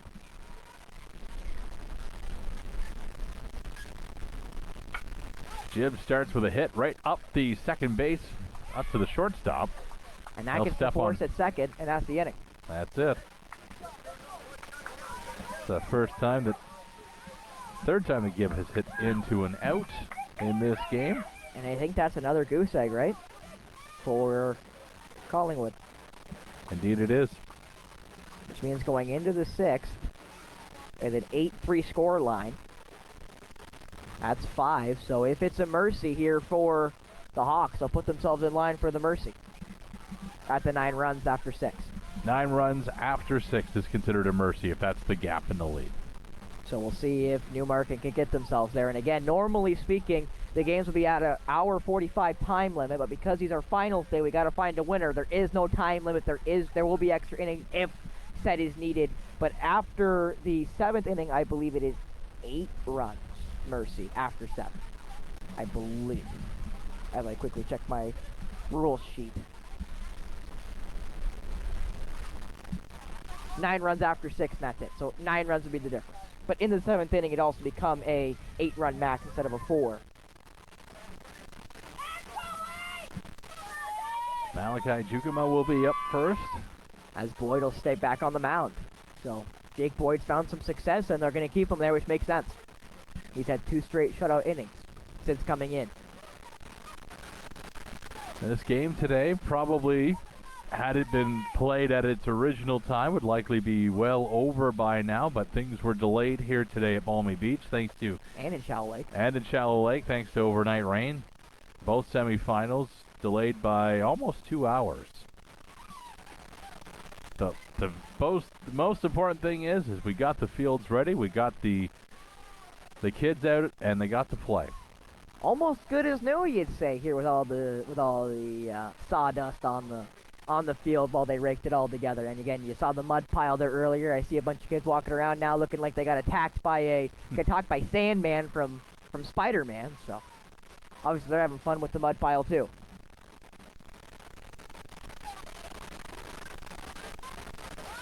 As they're just waiting here for the catcher Penfold, who was on second base, who was the last out of the inning, to get himself put together again.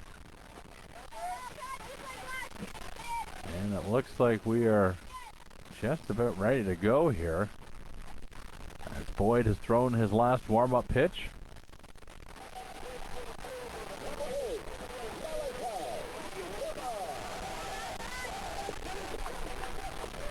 Yukima. Again, the only reason why I know how to pronounce the name is because of their pre-record, because I'd have no hope. I would just have Yukima, not Yukima.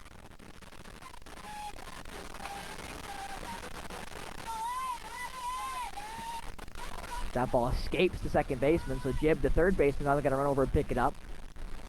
Give it off to Boyd. Yukima sets into the box. Top of the sixth, ready to go. I'll mention that Nielsen is back now at second base. Jib's at third base. First pitch in. First strike. Yukima swung at it and missed.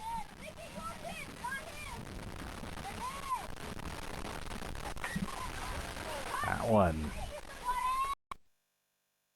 Strike two. Boyd very quickly working through this first at bat. Delivers that one. Got him. 3 pitches, 3 strikes. Yukima sits down. I will also mention here, JC, basically all the kids wearing baseball socks have all got them hiked up. They're all right to the knee. Robert sits that one right back to the pitcher, and Boyd makes the easy toss over to first for the out. And you say easy, JC. It was an easy throw, but it wasn't a great throw. He kind of threw it low at his first baseman in Stewart. He was able to make the play, but again, with how much space and time he had, you would have probably preferred him to kind of walk towards first base and just kind of give him the underhand, like, here you go. Kind of gifting it to him. DiGaetano up. First pitch is in for a strike, and what a cut, though. This is very quickly, potentially going to be a very quick inning. DiGaetano fouls that one back for a strike, 0-2. That ball gets stuck in the netting here. I think we're getting that ball more stuck now in the fence. We either need a new ball or a really tall person. All right, we're going new ball. I think tall people are out, JC. I know I'm out. I don't know if we have a ladder on top of the Rogers truck or not. All right, we're going to need a ladder and maybe one of those scaffolding things. 0-2 pitch. DiGaetano, that one outside. That's a ball.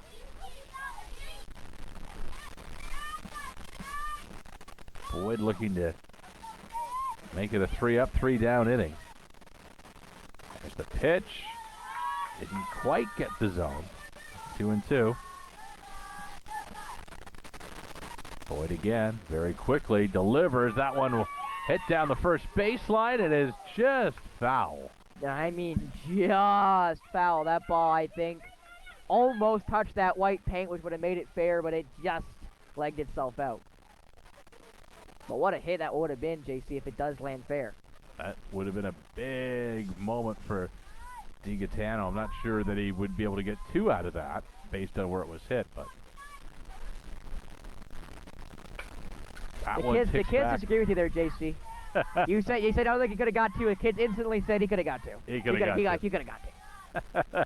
I'm surprised I didn't hear him say, "Oh, he could have went 3." Easy triple. Well, he's still alive here in this at bat. An authoritative bat of the plate there. Oh, got him, Boyd. Great pitch. That it was, and that's another goose egg for Boyd, who's got 3 straight scoreless innings and has really kept his team in it since coming in relief. But now in the bottom of the 6th, JC, got to find some offense here to Collingwood. Again, they only scored 4 runs since the 4th inning of the previous game against Owen Sound. And we're now into the 6th, so they've had a lot of innings where they've only been able to muster 1, 2 runs, maybe none. 5 strikeouts thrown by Boyd at this point now. Grant Nielsen threw 4 as the starting pitcher of the game. Now both out. Phipps in for the Hawks and Boyd was in for Collingwood. And Phipps had some early trouble but was able to get through it. I was trying to think of a pitcher that had the exaggerated windup where the glove and hand come up, and I'd say not as exaggerated as Kershaw and not as exaggerated with the leg kick as D-Train, Dontrell Willis, but it's the same movement. That glove comes from basically mid-chest all the way basically to his head.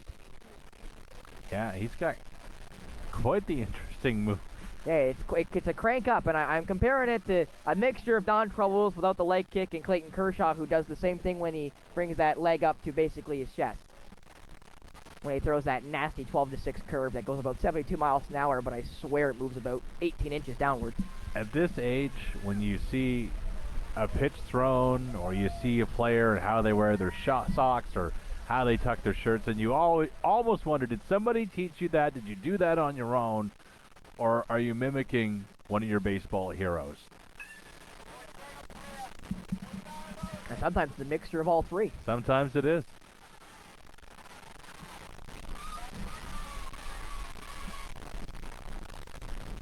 Boyd in the batter's box.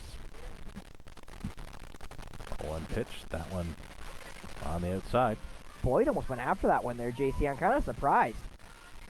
But Boyd kind of feinted at it. Did let it go when it was a ball.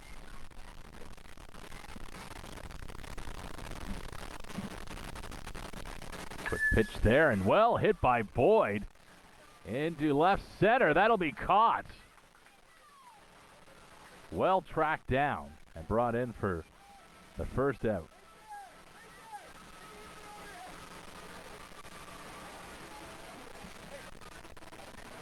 And now the guy who hit the home run in Stewart will come back up, JC. Had a great day at the plate. Scored a run in his first at-bat. Went out for a ball. Stewart pulled it left field on the homer. We'll see if he can do it again. That one fouled up. Well up. And out of play. JC, I always wonder something. When somebody hits a foul ball, right, and they say ball up and, you know, you're supposed to be looking for it, I don't know why so many people duck in, like, cover. Like, if you're looking at the ball, look for the ball. Because you're going to see this white ore coming right at you. And then you can dive out of the way. You know, I feel like covering up's maybe the worst thing you can do. I would think so, because then you won't know when you get hit by it. Exactly. You're just going to feel the impact on your back or your hands, back of your head. There's the pitch into Stewart. That one, he hits it right up to the shortstop. Quick move over to first. And they got him. And a great catch there by Pearson. As now Nielsen will have a chance to step back into the box, JC, and 2 outs in this 6th inning. The bats have gone cold and stayed cold, and we'll see if they can keep back up here with 2 outs in the bottom of the 6th. A chance of 2-out rally coming from the Collingwood lineup. That's well hit by Nielsen. That's going to drop in. Nielsen's good at first, and he's going to stay there. Just couldn't nab that one. I think they're going to go check the right fielder just in case, because he did kind of come up grabbing. That was diving in there. I believe it was that foul ball? I actually can't tell you the number. It might be Arlo Roberts, to be honest. Yeah, it is Roberts. And Roberts insists that he's all right.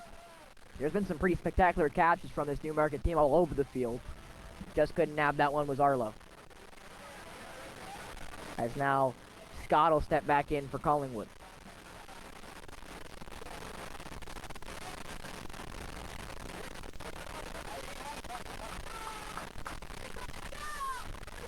And it looks like we're ready to go here as Scott will resume inside the batter's box.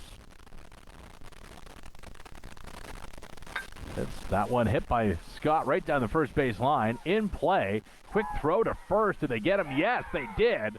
That'll be the 3rd out of the inning. I don't think Collingwood's happy with that call. I think they want to check here.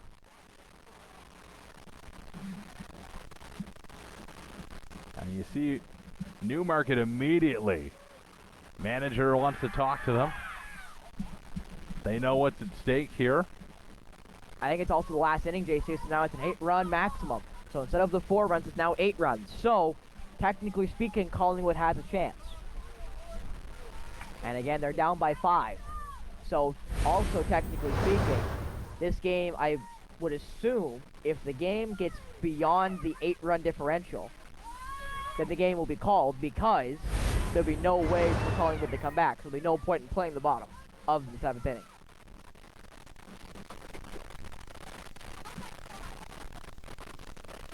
Starting off is going to be Pearson. Who is the 11 hitter. So back to the start of lineup will go Newmarket after this first at bat, as Boyd will come out for his quick count, third inning of work. Third and I'll say third and a third, including his time in the third inning. Right, you are. And that time since coming in, he has issued 3 walks and 5 strikeouts. Pitches in there. And technically no runs, which is the big one. Ball to start for Pearson. 1-0 pitch down for another ball.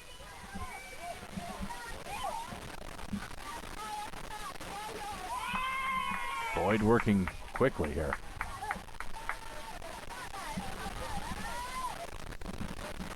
Oh, and I think a ball switch here, and it will be a ball switch. Boyd did not like that one. You know what I love, JC? I love when the pitcher goes, new ball, trades balls, and goes, new ball, instantly, just new ball. I don't want this one either. And hey, new ball, new strike. That was a good one. 2-1 pitch into Pearson. That's a good, that one for a walk, actually. Pearson heads down the baseline. And Boyd stares at him. I don't think he was happy with the walk call, so he wanted to reset there. His foul ball will get a chance to go back up to bat, and leadoff hitter will. 4th at bat for Falvo. Strikeout in the first. Made it home in the 3rd. Falvo chops that one to the shortstop. Can they get 2? They get the runner at 2nd anyway. Falvo will be safe at 1st. Well, so fielder's choice, technically speaking. At least that will be what's on the source sheet. Yours and the real one included. Wyatt Lehman comes to the plate now. 4th appearance for him.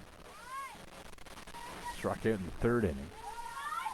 And I gotta be honest, JC, a lot of these buckets got the extra extender that Giancarlo Stanton popularized after getting hit with the Marlins.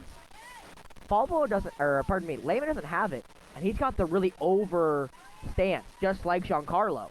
So I'm surprised he doesn't have the extra protection, because that's why he has it. It's because of the over stance. His face is like right on top of home plate, so it comes inside at him. It's coming right at his head. So he just got the chin strap, so it ain't falling off.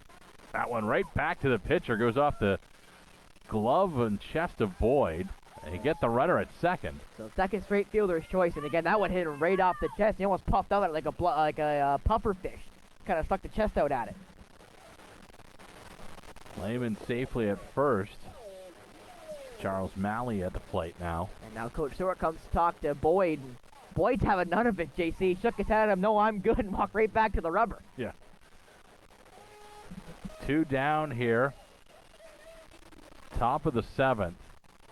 A 5-run lead right now for the Newmarket Hawks.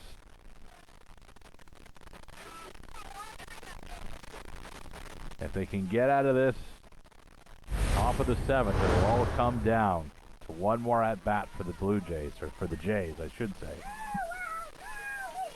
I'm actually reading the sign here. It says Gary Edmonstone Memorial Ballpark here at Indian Falls. When you're calling number 1, you're supposed to say Gray Road 1 Wyerton. This counts as Wyerton? Malley hits that one well. Into left field it goes. That'll hold the runner at 2nd. Runners at 1st and 2nd now for the Hawks.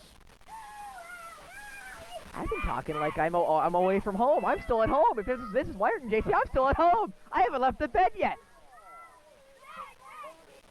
Cash Vera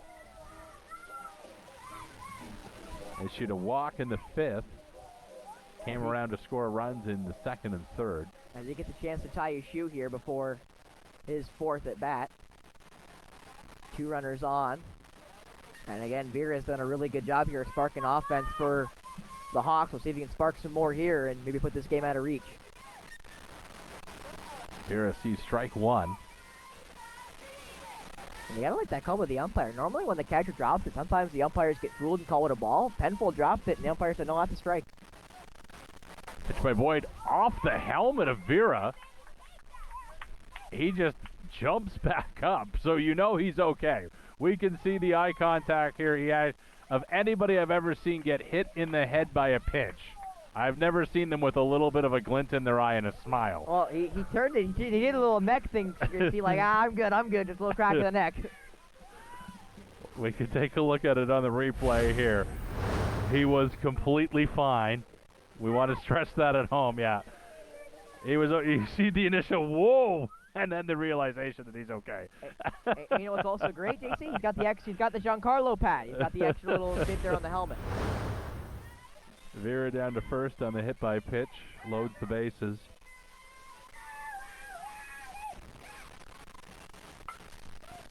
And that ball stuck. Another stuck ball here. Oh, but it came down. That's a good throw there by Penfold, though. He evened that ball up with that glove. That was impressive.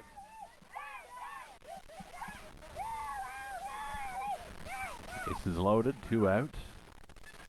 Pitch in, that one outside. Apparently got to make the chain link fence a little bit smaller so the ball don't get stuck. Another pitch outside for Parker. I doubt. Oh, that was outside. I thought he called it a strike there for a second, JC. I was a little confused there for a second. I believe we're 2-2 to Parker now. Parker swings at that one, dead ball. Oh, he caught him right in the ankle. Collingwood needs to get out of this inning with no more runs scored so that they can continue to have a chance. For Newmarket now. Tell the umpire he's good, so here we go. Newmarket can really put this thing away. Swing of the bat by Parker. There's the pitch outside. No, he got him. Got the called strike. Got the called strike. And Boyd needed that one, JC. Yes, he did. Wow. And am I correct? And that's a goose egg? That is another goose egg, which is desperately what was needed. So that's 4 straight scoreless innings for Boyd, JC. And again, with the 8-run maximum in the declared 7th inning final inning, means that Collingwood is in play to not only tie this game, but maybe, just maybe, pull this one off. And if they are, JC, what an inning we could be in store for here. Well, Collingwood, in the semifinal, we saw them hit the mercy limit in 2 or 3 innings against the Owen Sound Bay Sox. We did not play a complete semifinal game. It ended, I think, 1 out in the 6th. They got the final run. Because they got scoreless in the 4th and the 5th. And they hit the 9-run limit in the 6th at 11-2. Newmarket, I believe, ended in 5 because they won 14-4. So I believe they would have hit the 10-run limit at the 5th inning while Owen Sound Collingwood hit the 9-run limit in the 6th inning. From what my score sheet says it was. So we will get a chance to see the 7th inning for the first time in either semifinal in this final here. Well, the 7-Up is on ice over in the Newmarket Hawks dugout. They are ready to celebrate here, but they've still got some business to take care of.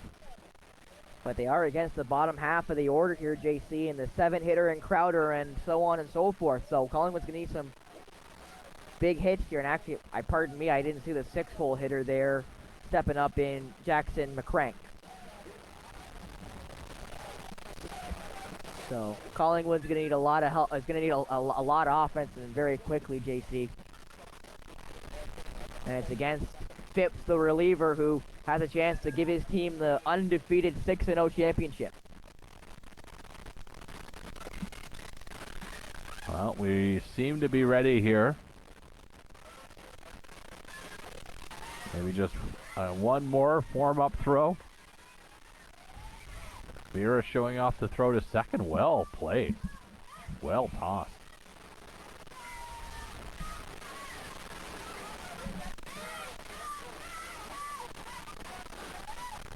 Bottom 7. Collingwood Jays. First pitch is in for a ball. And you might have wanted that one, JC. It looked pretty close to me.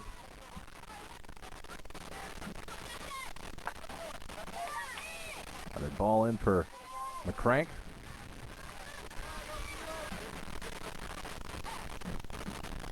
Phipps on the mound. I think an extra ball just made the way onto the field, JC, so a little stoppage here. Again, with the giant opening on the left field line, it's apt to have that happen here at what we colloquially know as the pit, as Rick Olmsted told us. Hit by Phipps. That's right up to the shortstop. Little trouble handling it there, and no throw to first. So the Collingwood Jays get the leadoff man aboard. JC, I got a comment to mention here, but I'm not sure I want to say it just yet. I might give it a couple more at bats before I mention it, but maybe eerily similar to the year before the Moneyball A's when they started giving away errors and gave away their game against the Yankees. Crowder, a ball, and that one well thrown by Vera, but a little bit of trouble handling it. Will be a safe call at second. For McCrank there is now Crowder back at the dish. Collingwood Jays working very quickly to manufacture runs here. That one hit foul up the first baseline. Well, they know they got to score runs and they got to get them quick because the moment the outs start coming, if/when they come, JC, it's going to make the mountain even steeper. Crowder at the plate, 1-1 pitch. Hit right to the pitcher. It's a slow roller. Can they get to first in time? Yes, got him at first. But while that was happening, McCrank advanced to third, so runner still in position here with one down. And Weinper will come back up to bat now, who was on third base just, I believe, an inning and a half ago or so. Phipps the pitch. The ball on Weinper.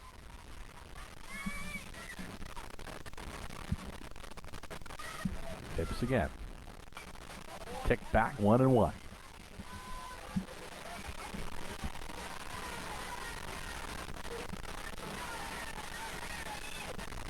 Weinper takes a big lap out of the batter's box. Phipps ready. That one swung. Strike, 2-1, or 1-2.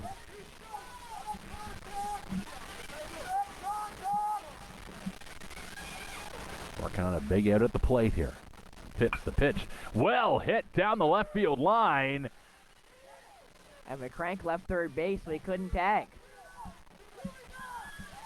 Now 1 out away from winning the championship here are the Newmarket Hawks. And representing maybe what could be the last out here. As I quickly scan my sheet, looks to be the 9-hole hitter in Colton Wench. Rally caps on in the dugout for the Collingwood Jays as Winch fouls that one back. It is a big, big hole to dig out of with 2 outs. U11 Provincial Championship game. That one in for a ball, 1-1.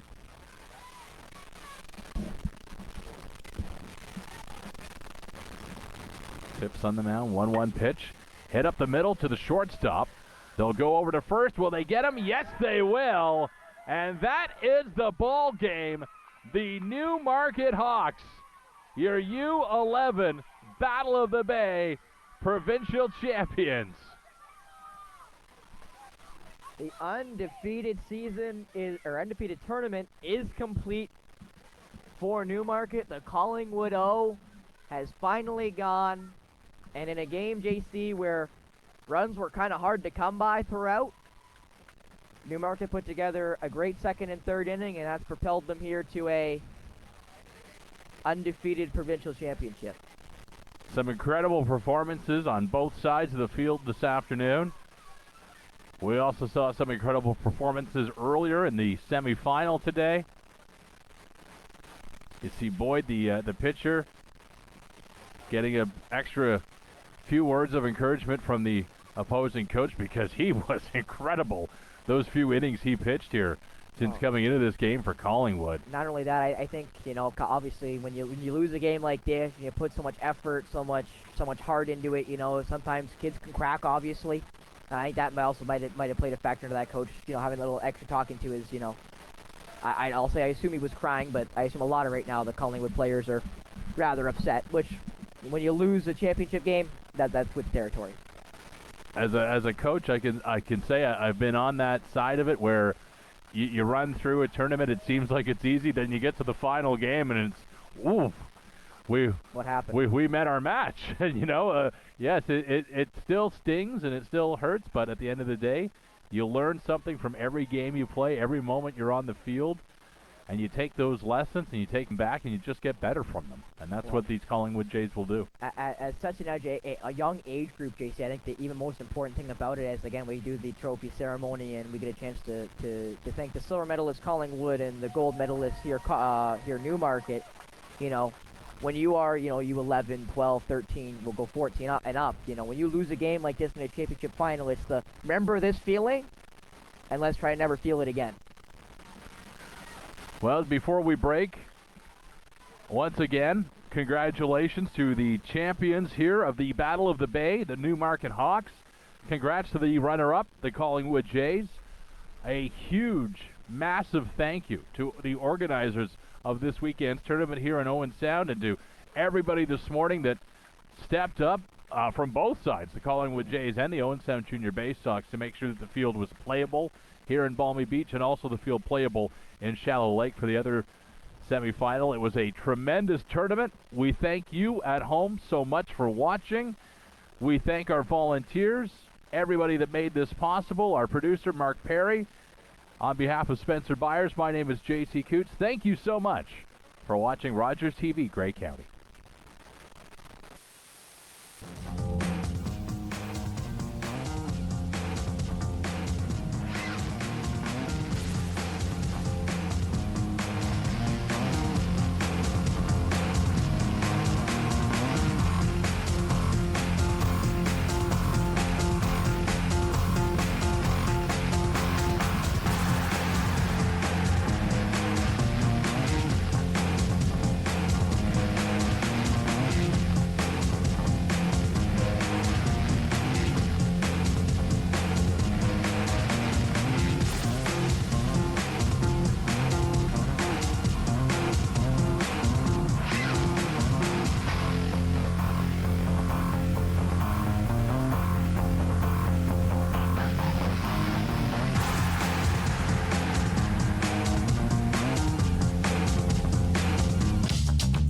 This program is brought to you by Ignite TV.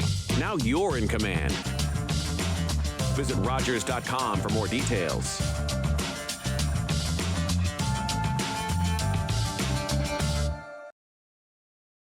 Due to the length of the preceding program, we now join the regularly scheduled program already in progress.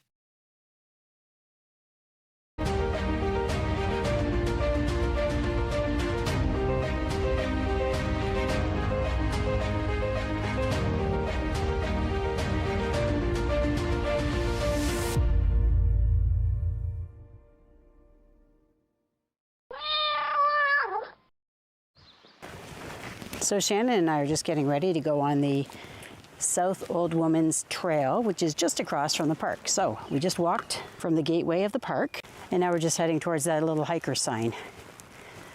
So this is a really beautiful trail. We hiked it 2 years ago, and we are really looking forward to getting on it again because there's beautiful waterfalls, just a beautiful setting.